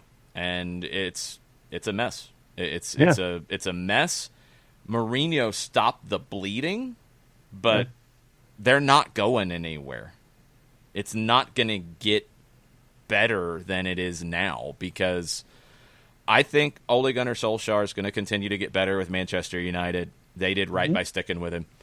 I think you're always going to have the other challengers that pop up, whether it's a Leicester, whether it's a Wolves, whether it's a Sheffield United. You're always going to have a Cinderella story popping up into the conversation.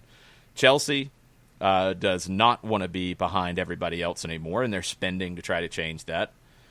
Arsenal, it's so hard because I don't think they're in a great spot either, and they need to be patient with Arteta. I don't know if they will. They need to be. We'll see if they end up giving him time.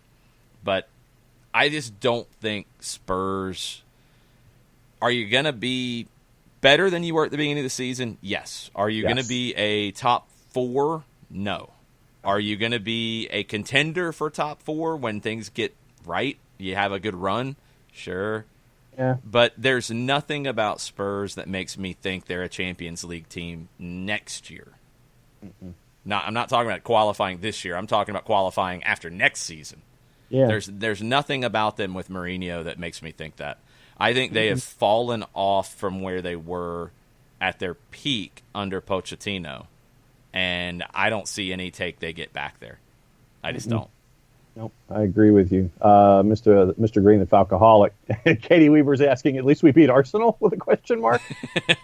Yes. Well, at this point. That's the thing. I don't know who's in better shape to bounce back quicker between Arsenal and Tottenham. I don't. Well, the question for me is Daniel Levy going to invest, or is Stan Kroenke going to invest? And I know that Arteta wants to get rid of Özil and Guendouzi, and I know that folks are coming a courting for Aubameyang, and it comes to the level of investment right now for those two teams. That's a red herring. It comes to how you spend it. It's not the level for me. It's both of them have spent the money to have a better product. It's what they've spent it on. That's the part that has to get better. And that's where Liverpool and Manchester City have stepped away from everybody. It's not just because of the spending. It's because of how they're spending. Because you see it all the time. I mean, Badgermon has a good point. Like Gareth Bale, you brought in a ton of money. What'd you do with it? What'd you do with it? Exactly. Not a lot. And you spent money, and not a lot. And then you didn't spend money, and you had a team to get to the Champions League final, but then you didn't make the right decisions on renewing contracts or selling at the time. You didn't manage that group well at all. And I think you lost Pochettino, you lost the group, and now you're back to where you were. I mean, Spurs fans, help me out. You have to explain this one. Do you feel like you're in a better position now than you were before Pochettino came to the club? Yeah. Or are you back to where you were, or are you worse than when Pochettino came? It shouldn't be a situation where you've lost all of the gains of Pochettino. You shouldn't have lost all of that quickly, but I kind of feel like they have. Yeah. Mr. 919, Mr. Green, the Falcoholic, he says he likes the hydration break being ingrained forever going forward. What do you think about allowing 4 subs, with a 5th sub being allowed only if there's an injury after a side has used all 4? You can't create a loophole like that, because what'll happen? Somebody needs to get subbed. They'll be told to grab their hamstring, and then they'll get subbed. It'll just create more goofiness. I think it needs to be 5, period, and just go with 5. But I'm willing to wait until we have a year's worth of data and we see if there's been more separation between big spenders and lesser spenders, because I don't want that to happen. So if that happens because of 5 subs, okay, let's roll it back. I do think I think I see where Falcoholic's going here. I do think that you have to do the injury sub about concussions. Yes. And you have to allow the temporary sub while a player's being checked. That's a different conversation, but you have to allow that so a player can get properly checked for a concussion. And then if they are able to come back, okay, they come back in for the player who temporarily replaced them. Whatever that time frame is, if it's 10 minutes, whatever you do with it. And if they don't come back, then that player is subbed on for them. And if you don't have any substitutions, then that player has to come off at that point. That player is the temporary sub in terms of concussion would only be for a player to get checked. It doesn't give you a bonus sub, because I don't want to see that abused either. It gives you the opportunity for a player to be checked, and you don't have to play shorthanded or try to rush a player back, or the player wants to rush back because they don't want to get checked because they don't want their team to play shorthanded. It's a temporary sub for that. And then once the player is ruled on by an independent medical personnel, medical official, once they're ruled either they can continue or they cannot continue, then you have to make the decision. But that's something that needs to happen. That should have happened with this set of conversations with IFAB, in my opinion, but maybe they've been distracted by everything else going on. And before we bring on Doug Robertson, Bartimus Prime is still on a mission, and he needs everyone's assistance. He needs to find a coffee mug before Thursday. He is still looking for retailers in Gwinnett County. He says Gwinnett County, first in COVID cases, last in Atlanta United coffee mug. Cannot find one at a Dick's, Target, Publix. I was going to say Target because I saw a bunch of stuff. And an Academy, because I usually would go to Walmart. So anybody who can help out Bart in the northeastern suburbs of SDH HQ, shoot the man a message at Bartimus Prime 19, because he has to have a coffee mug to properly be engaged for the match with Five Stripes after breakfast tomorrow morning. Or, Bart, maybe what your solution is you have to get a plain white or black coffee mug and a sticker for tomorrow. Oh, there you go. Maybe that's your solution. Or if you are artistically inclined, maybe you can draw on the blank coffee mug. I don't know. But a sticker might be your only solution if nobody else can help you out. All right. We're going to cross our fingers. We're going to hope that Doug Robertson comes on cleanly, and we're going to hope that John doesn't freeze and disappear. Yeah, really? We're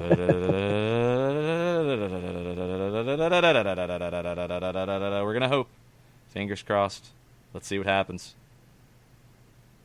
All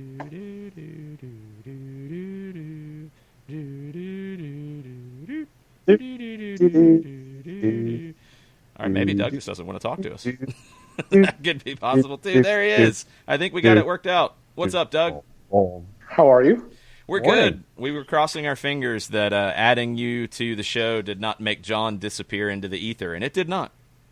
Oh, we can only hope. Man, All I thought right. that was my so- job, Doug. I thought I was the bully. Man. All right, Doug. Here's my question before we get into the soccer questions, Uh-huh. and it is one of the most insightful questions that I have ever asked you in the history of you being on this show. Well, that's a pretty low bar, buddy. Wow. All right. So you have a new addition to the family. Please introduce that particular furry bundle to everyone who may not have seen it so far. Hold on, I can go get her. Wow, this show is taking a turn. Doug comes in Oh, do fired ya? up. I don't even know. Can y'all see me? No, we can't. Not at the Oh, moment. then what's the point in showing you the dog then? Because you've posted pictures in the past on your Twitter account. So everybody needs to go back on Doug's Twitter. Can you see me? Yeah, we can, yes. All right, hold on. All right. So here's the magic of there. All right. Aw. So now, what kind of a dog is Jurgen, who's named after Jurgen Klopp? We think she is a mix between a Bernese Mountain Dog and an Australian Shepherd.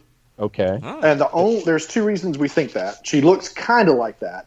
Yes. And then I actually was able to find on Google a breeder that breeds those two together. Uh-huh. And the puppies all look exactly like her. The only issue is, Bernese are big dogs Yes. and Australian Shepherds are medium-sized dog, and she is a tiny little thing.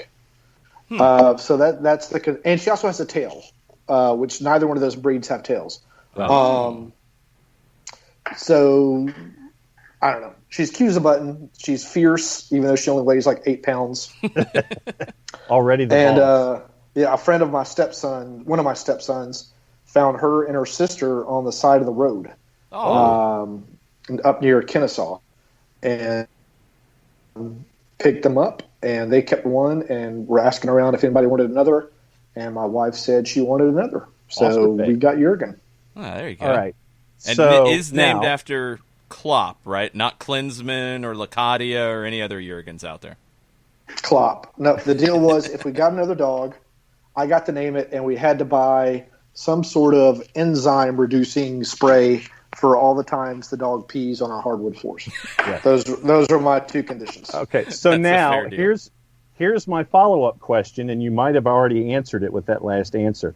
What has been the most adventurous thing that you've had to do with Jurgen in the house and having to discipline the dog? Really, not a whole lot. My son is here this week taking care of the dog so that I could actually work. Since Atlanta United, is back to playing games. And I have stuff to ride every day. Yes. And I could not take care of the puppy and work at the same time. So he's been here. She's a good dog. She gets a little fired up in the morning when she gets when she wakes up. I bet. But no, she's a pretty good dog. Keeping her away from biting our other dog's tail, Roscoe the Scavenger King, has probably been the biggest thing. Okay, so that was the insightful question. Knowing that you had turned into a foster fail and have a cute as a button new boss in the house, I had to ask that for the All dog right. questions. All right, soccer questions. Jason, go.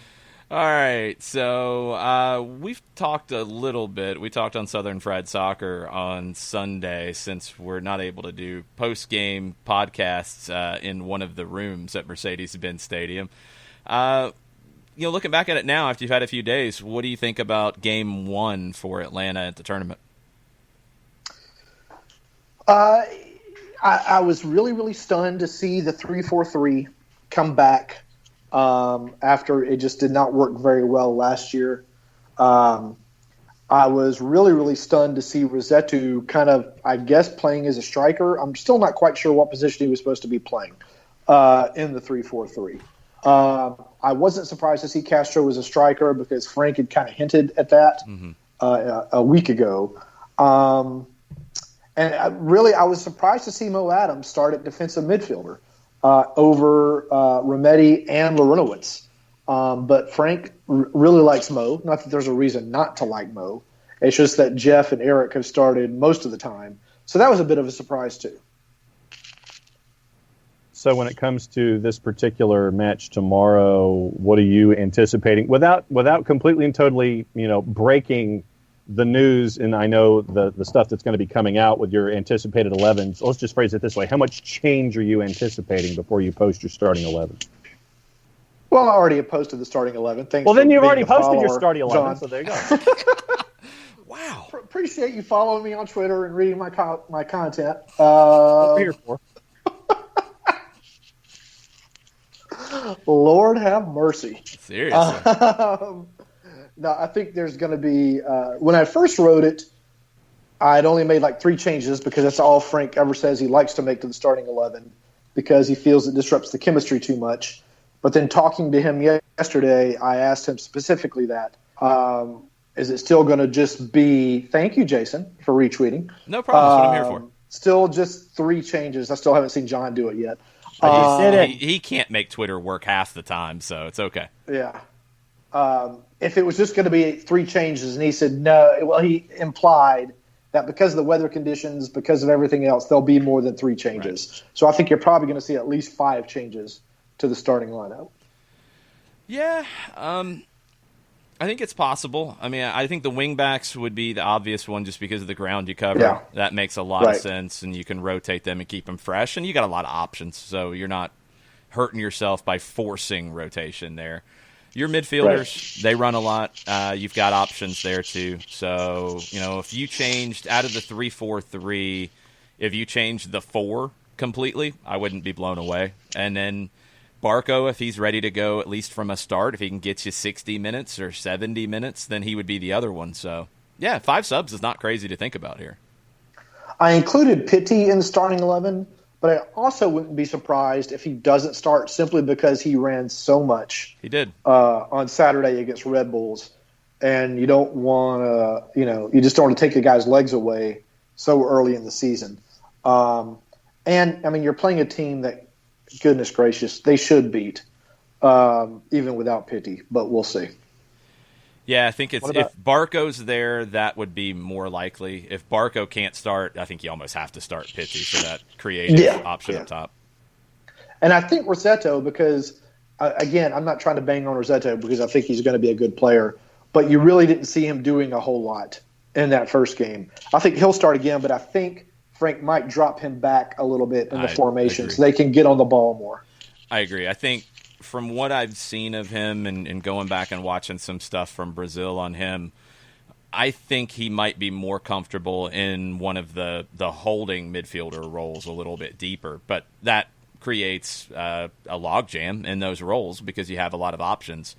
It's going to be fascinating all year, I think, to see what Frank de Boer does with the lineup and how he tries to manage minutes for everybody. This tournament is an even greater challenge with it. What was maybe the number one positive you saw on Saturday that made you feel good about the rest of the tournament for Atlanta? I like that Castro did get into scoring chances. He had 3, I think, good scoring chances. I liked Bello and Lennon, the work they were putting in on the wings. A concern I had about that, though, was you're putting in crosses to Castro and Pitti who aren't going to win headers. If they can get into that space, that Gressel space, between the back line and in front of the goalkeeper, then those are the perfect guys to put those crosses into the goal. But if your game plan in this 3-4-3 is to keep pumping in crosses, they need a better target man. I was really surprised they didn't bring on Adam Yan much earlier in the half for that specific purpose. So I'm curious to see what the tactics are going to be tomorrow in that regard. I know that we're going to get into predictions in a little bit for the Copa Especial here, and to give you the chance to try to get some more distance in trying to repeat and getting your trophy. But when it comes to the rest of the tournament, what have been some of the greatest hits that you've been able to garner from what else you've been watching down there in Orlando so far? There are the 2 trophies, by the way. Yes. See, I even got them in front of my kids' photos. That's how much I value them. There's the priorities right there. Well, you have to mention Orlando. They beat up NYCFC last night, but to be completely fair, NYC's defense was just horrible looking last night. All 3 goals, gigantic mistakes. It appeared that NYCFC still thought it was playing at Yankee Stadium as narrow as it looked last night. Philadelphia, very efficient, and its 2 wins. Columbus, my dark horse pick to win the tournament. I hate that phrase. My pick to win the tournament looked really, really sharp against Cincinnati. Seattle has been just a flop so far. Early season Seattle. Welcome aboard. Yeah, early season Seattle seems to be back. And I want to give Houston credit for scoring 3 goals, but then you lose all that credit when you give up 3 goals. Yeah, to a team that doesn't have Carlos Vela. Yeah. That's just horrible. And Minnesota, kind of like Philadelphia, very efficient. I really like Minnesota. I liked them a lot last year too. I think that they have kind of they figured out what they want to do and are doing a good job of putting the pieces together. Yeah, I want to see how these game 2s go for everybody. Seattle didn't answer any questions. New York City crumpled up the test and threw it in the trash. I want to see how some of these other teams like Toronto, what does game 2 look for them? Because they blew a 2-goal lead and inexplicably. Yep. What does Atlanta look like in game 2? And then the flip side is Columbus, who looked really good in game 1. What do they look like in game 2? Cincinnati is, I think, the hardest one to figure out because Jaap Stam, I thought he made it pretty clear yesterday that this is a learning opportunity for him about this team. This is essentially preseason. He's not expecting things to dramatically change.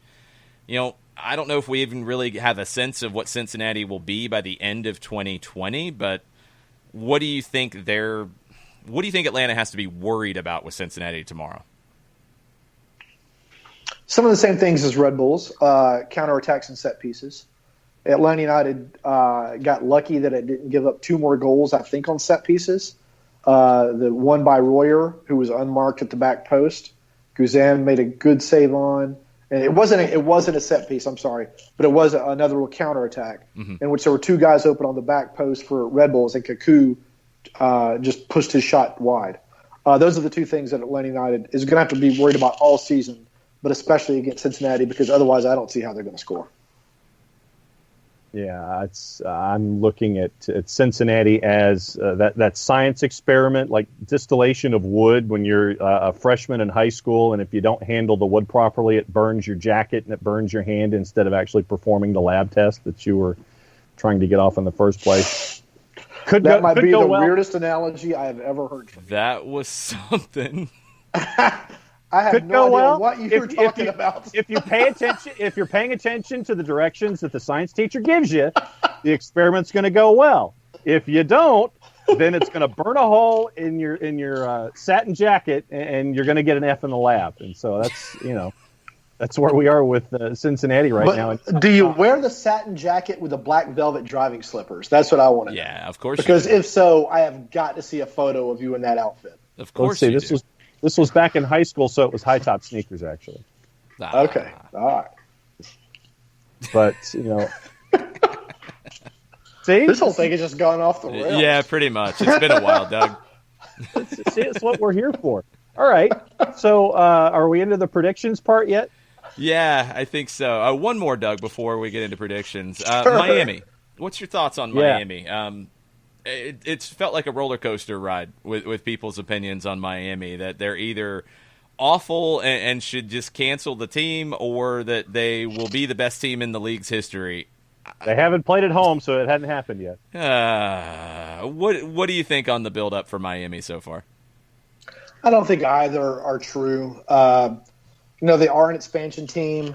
They need to get Leandro Gonzalez-Perez in there sooner rather than later. I know some Atlanta United supporters don't think he's very good. I think he is a very solid center back and is going to bring some vengeance and some energy into that back line that Inter Miami is just missing right now. Yeah. Pizarro is a good piece to build around, but they just need a little bit more. I think those two was it 2 young Argentines they signed first? Yeah, or was Pellegrini it Argentine and Carranza. Yeah, I couldn't remember if it was Argentine and Venezuelan. They look like they're guys that are just kind of a little bit lost right now. But they'll come good by the end of the year once they get playing more. I think they're talented. I don't think Inter Miami is going to be the best team in MLS history. I think by the end of the season, they're going to be better than Cincinnati last year. They're not going to be as good as Atlanta United in its first year. But the East, unfortunately for them, is looking probably a lot better than I thought at the beginning of the season, and that's going to make it even tougher. Yeah, I'm with you on that. I think they'll be fine, but they've got to get a number 9. They've got to get something different than what they have in the central midfield because it just feels like they're lacking there. LGP will help them on the back line a ton. And I think the only other thing that's maybe surprised me about Miami is I didn't think Luis Robles would be getting questions at this point, but I think you have to ask questions about Luis Robles. There's been a couple plays that you expect him to make the save, and he's not. Well, I don't know if goalkeepers take longer to adjust to time off than field players. They might because they just don't see as much action. And remember that for the longest time, nobody could do team training either. So he wasn't facing any shots that way either. So we'll see. If it's still happening, if there are games after this tournament, and I'm still not 100% convinced there are going to be simply because of COVID, not because of anything MLS can or can't do. I think he'll come good. That's a good point. That's fair. We'll see how Robles does as the year goes on. If there's a year, what the year looks like. We know there's a game tomorrow morning, and it's Atlanta-Cincinnati, 9 o'clock. Pregame starts at 8:30. Doug, I'm getting to the stadium at 6 a.m., okay? You want weird? Oh, that's Lord. weird. I'll be getting out of bed about 6:30, I think. 4:30 and I feel bad for my wake-up wife call because for me. She's off Thursday and Friday, and she can finally sleep in, except I've got to get up. It's going to be one of those days. I feel bad. Or that might be good for her that I'll be out of the bed and she can have the whole bed to herself. That's true. Instead of having my big fat butt in there. It's 9 a.m. It's just really, really strange. I had a little fun with the story I posted yesterday about that. The players, I think, we have no idea what to expect. It's going to be unbelievably hot. It is going to be unbelievably muggy.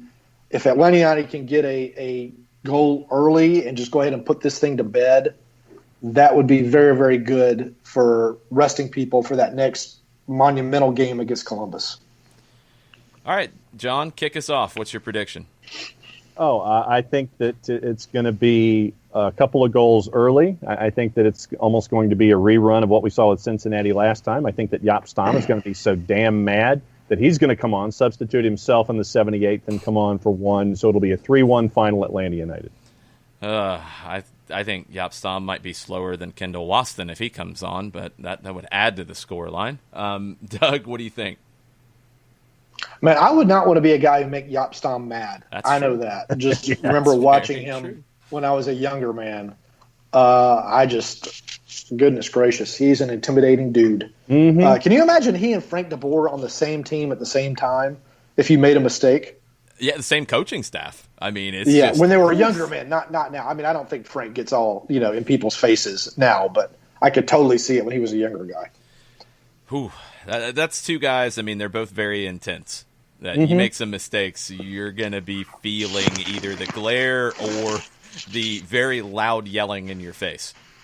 Yes, you got to win the duels, as Frank says. Yes. And they would win the duels. I think Atlanta United is going to win, I'm going to say 2-0. Okay. Just no hope for Cincinnati, right? No, I don't really see it. I'm going to go – I think it's going to be weird because it's 9 o'clock.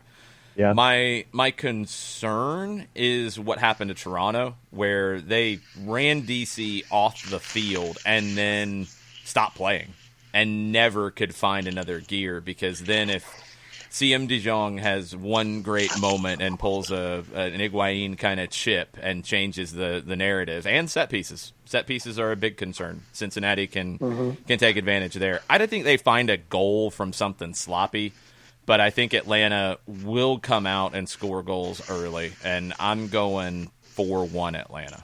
That's where my head's at on this. Cincinnati defensively is horrendous, and I think Atlanta's style of play is somewhat like Columbus in that they can pick a team apart that's that bad defensively. All right. So what else? What else am I supposed to be retweeting between now and kick? You better Doug? get on that. Everything, man. Everything. No, I've posted this morning the predicted 11. I've posted a breakdown of FC Cincinnati at around 11 a.m., which is when our new content management system goes live, I think. Ooh, There'll nice. be a preview of tomorrow's game. Frank talking about the need to lock on, which is a phrase you might have heard often from him last year when they lose the ball, and putting in better crosses. Yesterday, posted the Southern Fried Soccer podcast talking with Pat Brennan of the Cincinnati Enquirer about this upcoming game. Had a little fun with the 9 a.m. story. Emerson Hyman saying he was one of the 2 players who tested positive for COVID. Yep. Posted that yesterday. It's just nice to work again. So if you want to retweet all that or share all that or subscribe to the Atlanta Journal-Constitution, I would be very much appreciative. That. Doug, thanks as always. You want to do Southern Fried Soccer at some point after our post-game show tomorrow? Yep, that'd be great. Just reach out and let me know when you're free. Okay. I'll shoot you a message and talk to you on Southern Fried Soccer, and we'll talk to you Monday next week. Oh, there's Locadia right there. Do you hear Jurgen? Jurgen Locadia. That's what it is. It's not about Klopp. All right, It's guys. Locadia. We'll Thanks, talk to y'all Doug. later. Be good, Bye-bye. Doug. Doug Robertson, AJC on Twitter. Make sure you're following him. Make sure you're retweeting his content, or he will come and yell at you. Yes. Basically. I like it. Let's see. Nick is saying a 1-1 draw. The early morning start will cause some problems. Jarrett is saying Wait. 2-1. No. Come on. John, you seriously just no-sold Nick's heel move. It's going to be a 1-1 draw. Blah, blah, blah, blah, Jared, blah, blah, blah, blah, blah. He said it's going to be a 1-1 draw. No early morning reaction to start will that? cause more problems than anticipated. Other than me thinking Nick's crazy as hell. Well, you didn't say any of that. You're just like, "That's I gonna be a was 1-1 getting draw." through the content first. Let me finish the content before I have a reaction. No. I'll tell you why. Because Nick plays this character very well when it comes to predictions, and you need to respect that character. Because do. he's asking for a reaction like that. Of course he is. Why Because do you I'm think that's- better than you. Mm-hmm. And you know it. I mean, basically, Nick is never playing the trust role of the heel. MJF with his Never predictions. trust a heel that wears a scarf. That's all I can say. But you have to respect the man's healing. You can't no-sell it because then it means nothing. Nick, you're crazy. Nick, you're crazy. Nick, you're crazy. How about that? Heeling, not Healing. His healing. Nick, you're crazy. You can You tell us crazy. about it on the run-up tomorrow, where you will be playing the role of Kelly Francis. You will be hosting the run-up tomorrow. So you can tell us all about being a good heel on the run-up tomorrow. And you're crazy. 7 o'clock. Jarrett says it'll be 2-1 for Atlanta, and it's not comfortable. They're better than Cincy, but the early start and some hiccups with finishing will cause some stress. I think Atlanta will create a slew of chances. Slew of chances. How many is in a slew? That's a good question. Sorry, the run-ups to tonight. I don't even know what time anything is anymore. I don't know days. I don't know times. I got a 4:30 alarm clock set for tomorrow, all right? Yeah. It's tonight. So it's 7 o'clock tonight. It's the run-up with the SDH All-Stars minus Kelly Francis, who is celebrating her father's birthday. So happy birthday to Kelly's dad. Yes. So, so it'll be the SDH All-Stars tonight. And Ricky Ricardo is saying 3-1 Atlanta United for his prediction as well. Twitch chat folks, Twitch crew, y'all probably need a nickname for yourselves. Give us your predictions so you can chime in. Badgermon is hoping that Cincinnati patronizes one of their team sponsors, Skyline Chili. That would be a great pregame meal for Cincinnati. Would love it, and they'd probably lose by a lot. Yes. Ricky Ricardo's got the 3-1. We've got that from Twitter and from Twitch. Greenville soccer guy Chris Ashley, 2-0 Atlanta. Jason Nix, 2-0 Atlanta. Barco and Adam John with the goals. Tesco, 3-0 Atlanta. Chris Ashley. No, the driving shoes special is not 2-0. It's 2-1. 2-1. 2-1 is the classic. Yeah. 3-1 from Martha, a.k.a. Mrs. Claus. And Alex goes 2-0 Atlanta. I just think there's going to be the slew of chances I agree with from Jarrett Smith, and I believe since I'm already calling Nick out and getting the day wrong, I'll call Jarrett out. I think Jarrett's got an article coming up over at soccerdownhere.net at some point today, looking back at the last time Atlanta and Cincinnati met.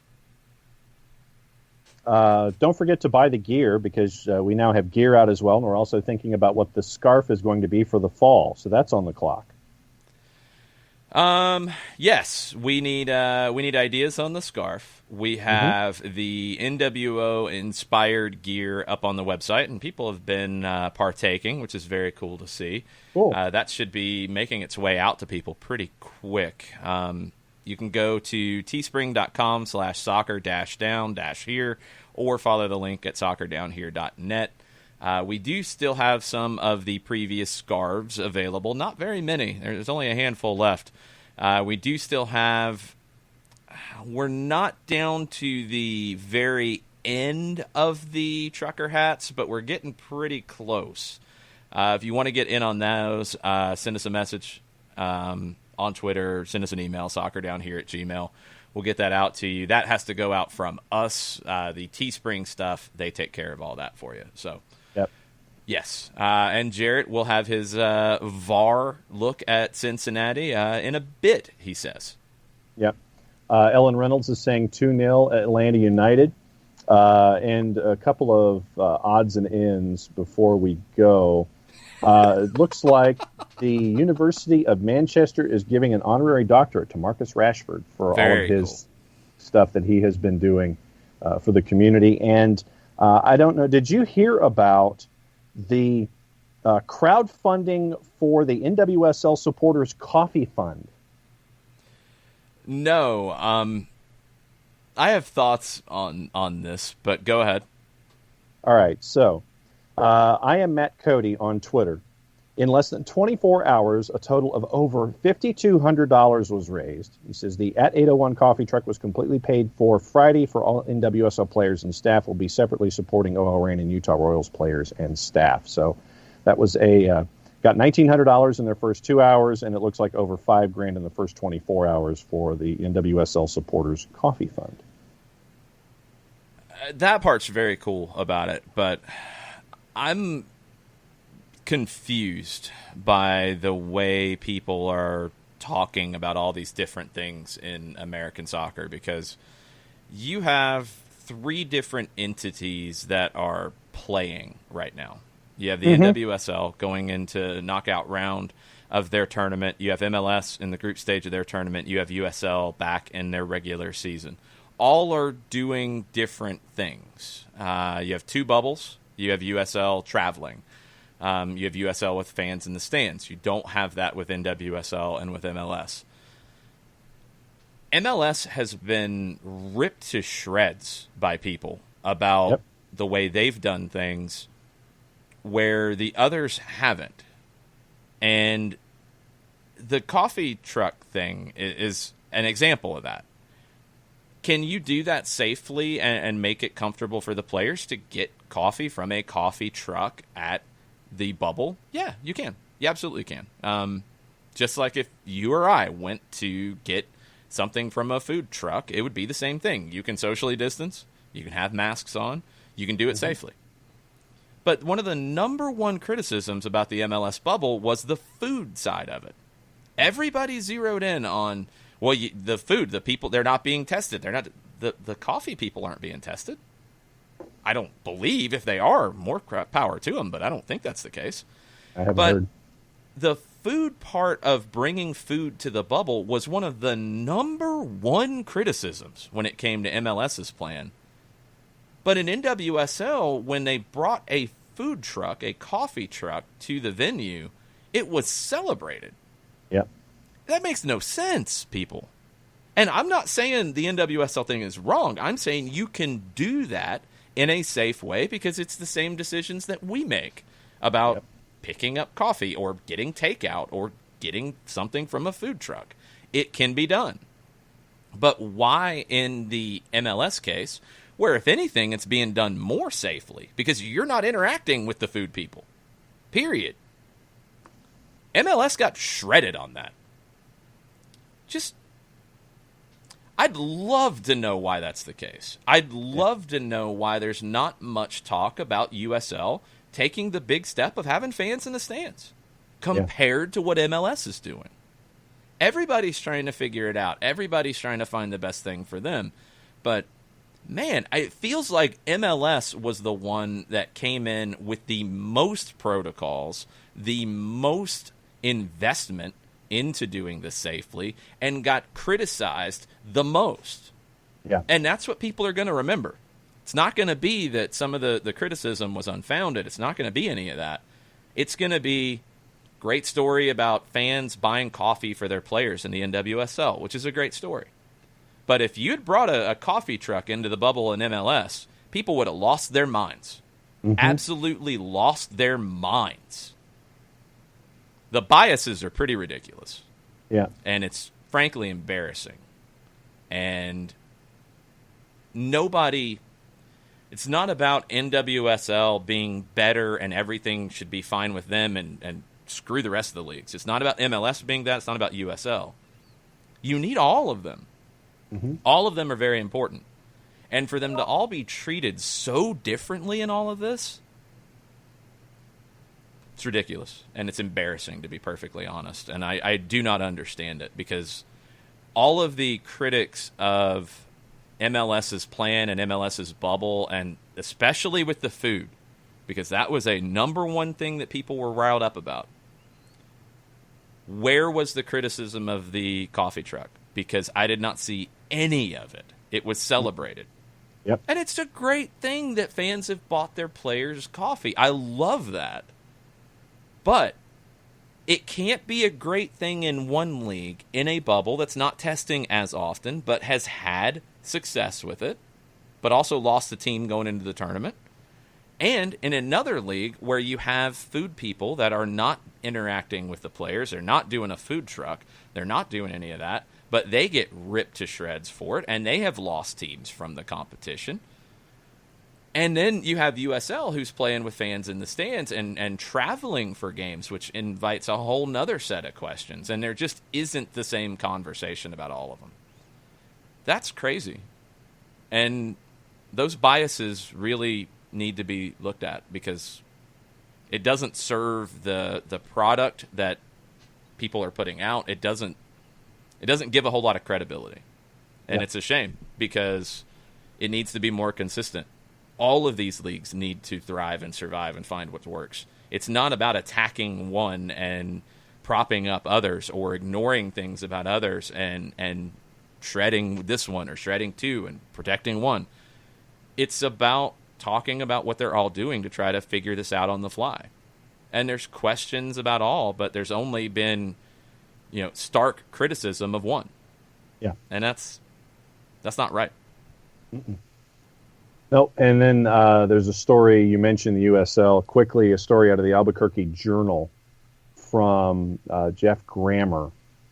And there is now apparently a discussion as to whether or not New Mexico United is following return to play rules in the state of New Mexico. Because the current executive order issued by Governor Michelle Lujan Grisham won't allow practice or playing at a home match until having completed a 14-day quarantine required of anyone entering the state after their match against Colorado Springs. And so majority owner Peter Trevisani is he's saying that United is a business as opposed to a recreational or school sport. Training and playing matches are a part of their job. And so that's the current back and forth with the governor's office and New Mexico United. Yeah, and you'll get those things as all the different states have all the different things. I mean, sadly, the college football conversation with no college football czar or commissioner running things, it's the same thing with the country, because state to state, city to city, it's different. And that's one of the things that makes it difficult. They have to get right with whatever the rules are. I believe, and especially in this case, because they are being tested and they do have protocols, I believe that, as we've seen in every other country dealing with this, they should have exemptions from a mandatory quarantine from leaving the state and coming back. But you got to get that in writing. You got to get that sorted out and figure this stuff out. It's all difficult, as we've said many, many times, but the attacks on one league and one entity have been really frustrating, and I don't know. I hope that the testing results we saw yesterday are what we see for the rest of this event. I hope that we see that for the NBA. I hope that the NWSL has their knockout round and everything goes well and they continue to get more attention and positivity about their product. And I really hope USL has got this right and can get this done, and it can be a way that, we see Major League Baseball back in venues.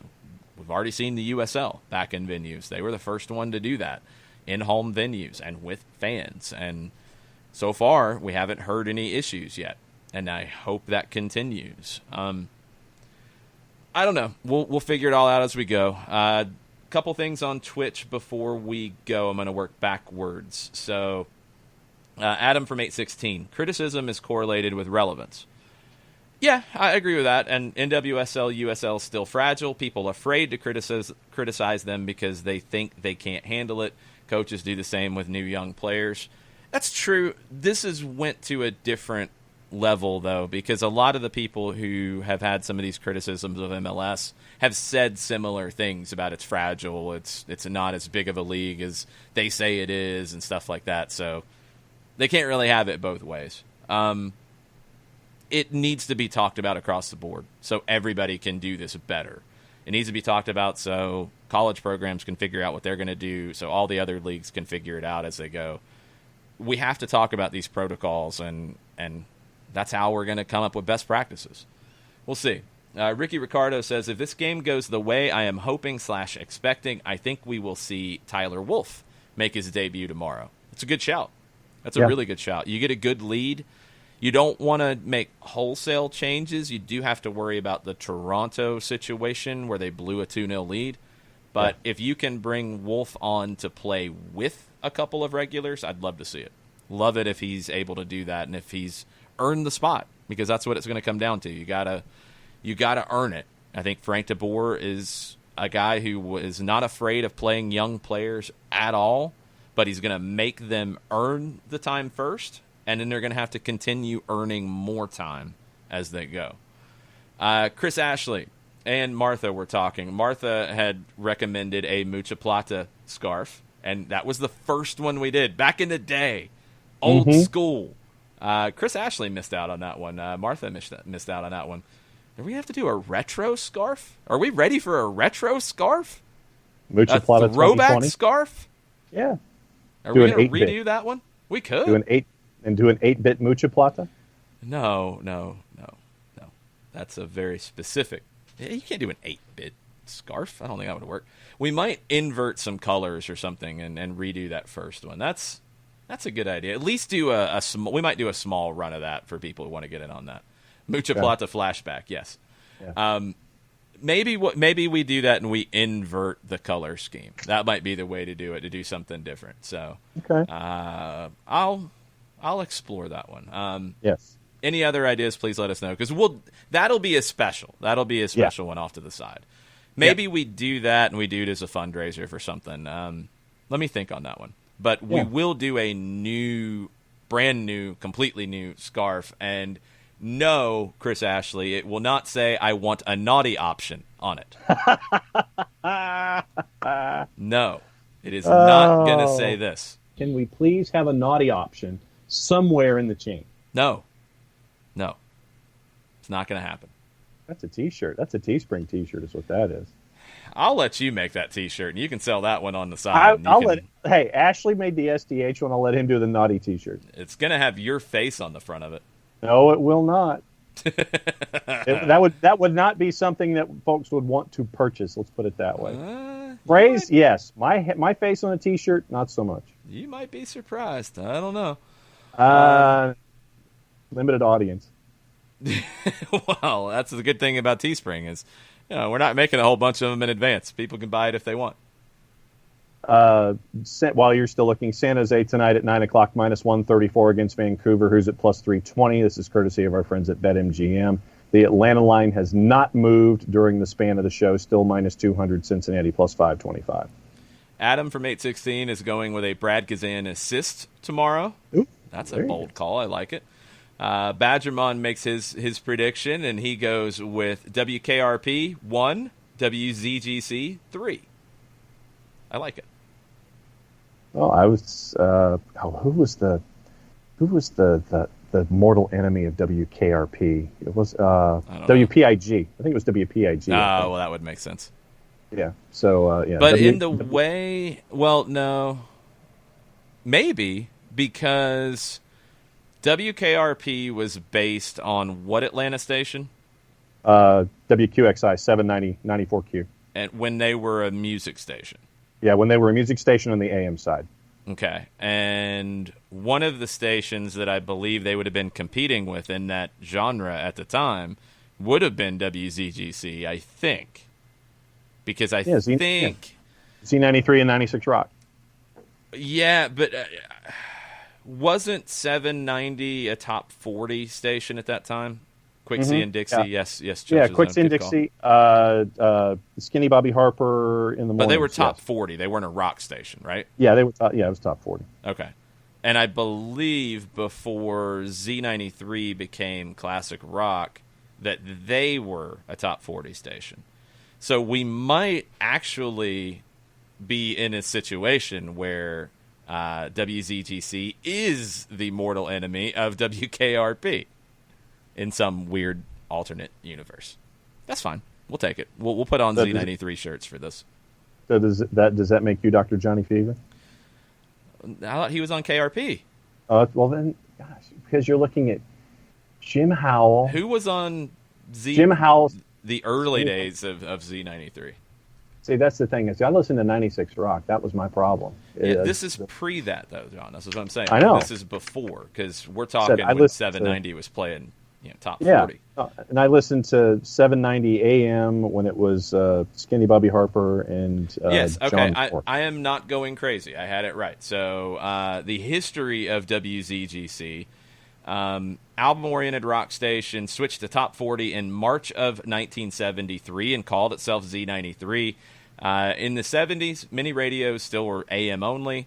WQXI and WGST were the leading top 40 stations. This is when GST was 920 AM.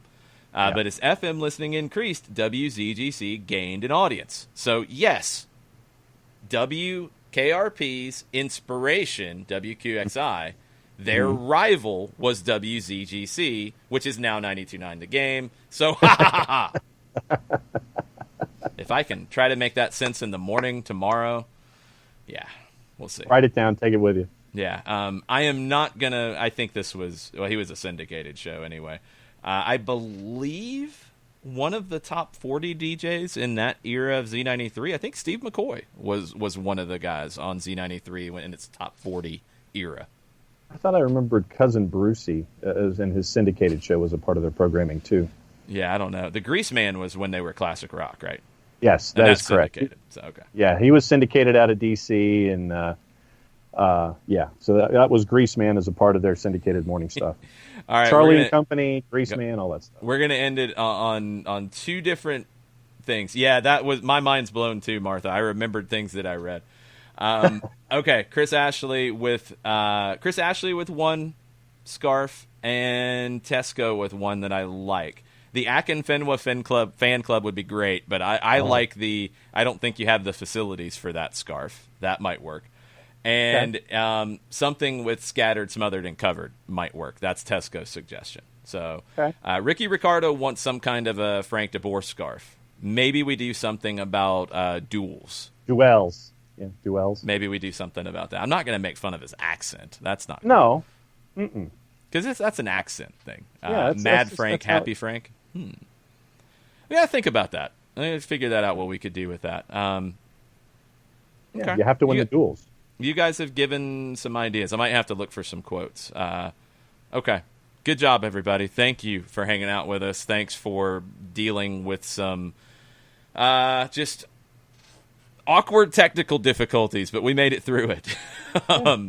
Here's the deal. Rest of the day. It is today. I forgot today was today and tomorrow was tomorrow. Today, the run-up is at 7 o'clock. Nick Alifi is in the hosting chair, and Nick and John will get you ready for Atlanta and Cincinnati. Nick can try to explain himself with his 1-1 draw, and he can probably come in with sunglasses and a black do-rag or something to be the NWO heel of the show, and we'll see how it goes with that.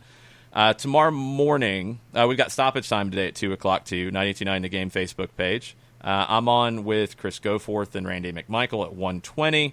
Tomorrow morning, I'm on with I think it's John and Hugh in the morning. I don't think anybody's filling in. Oh, actually, it might be Willie P for John. I'm on with two people on the radio at 6:20 a.m. Wow. Then pregame is at 8:30. There will also be some pregame video things for you on the Atlanta United social media channels that Mike and I will be doing. An interview from the bubble will be included in that. And then we'll have the match. Our pregame starts at 8:30. Game will kick off a little after 9. After it's over, hour of the full-time report. The part of the full-time report or a segment will end up on Atlanta United social media channels as well. It will be immediately afterwards this time. Last time, because there was a game after it, we couldn't put anything out, so it had to go out the next morning. There's no game immediately after us, so there will be something pretty soon on Atlanta United social media channels after the match, hopefully with another interview from the bubble, from the field in Orlando. And then I'm going to go to sleep later in the day on Thursday because that's a whole day of stuff. Thursday. No show Thursday. I want to live. Friday we'll be back in a semblance of normal. Is there a 9 a.m. game Friday morning? No. There are two 8 o'clocks and a 10:30 on Friday evening. Okay, so we will be 9 a.m. on Friday. It'll be an overreaction Friday. And then we'll figure it all out as we go. But early game tomorrow. Yes, Alex, I will have the Coke Energy IV port ready to go. I hope Chacho's Zone, we don't have trouble in the bubble. And I hope we can get all this done. Thanks for hanging out with us. Y'all have a good rest of the day.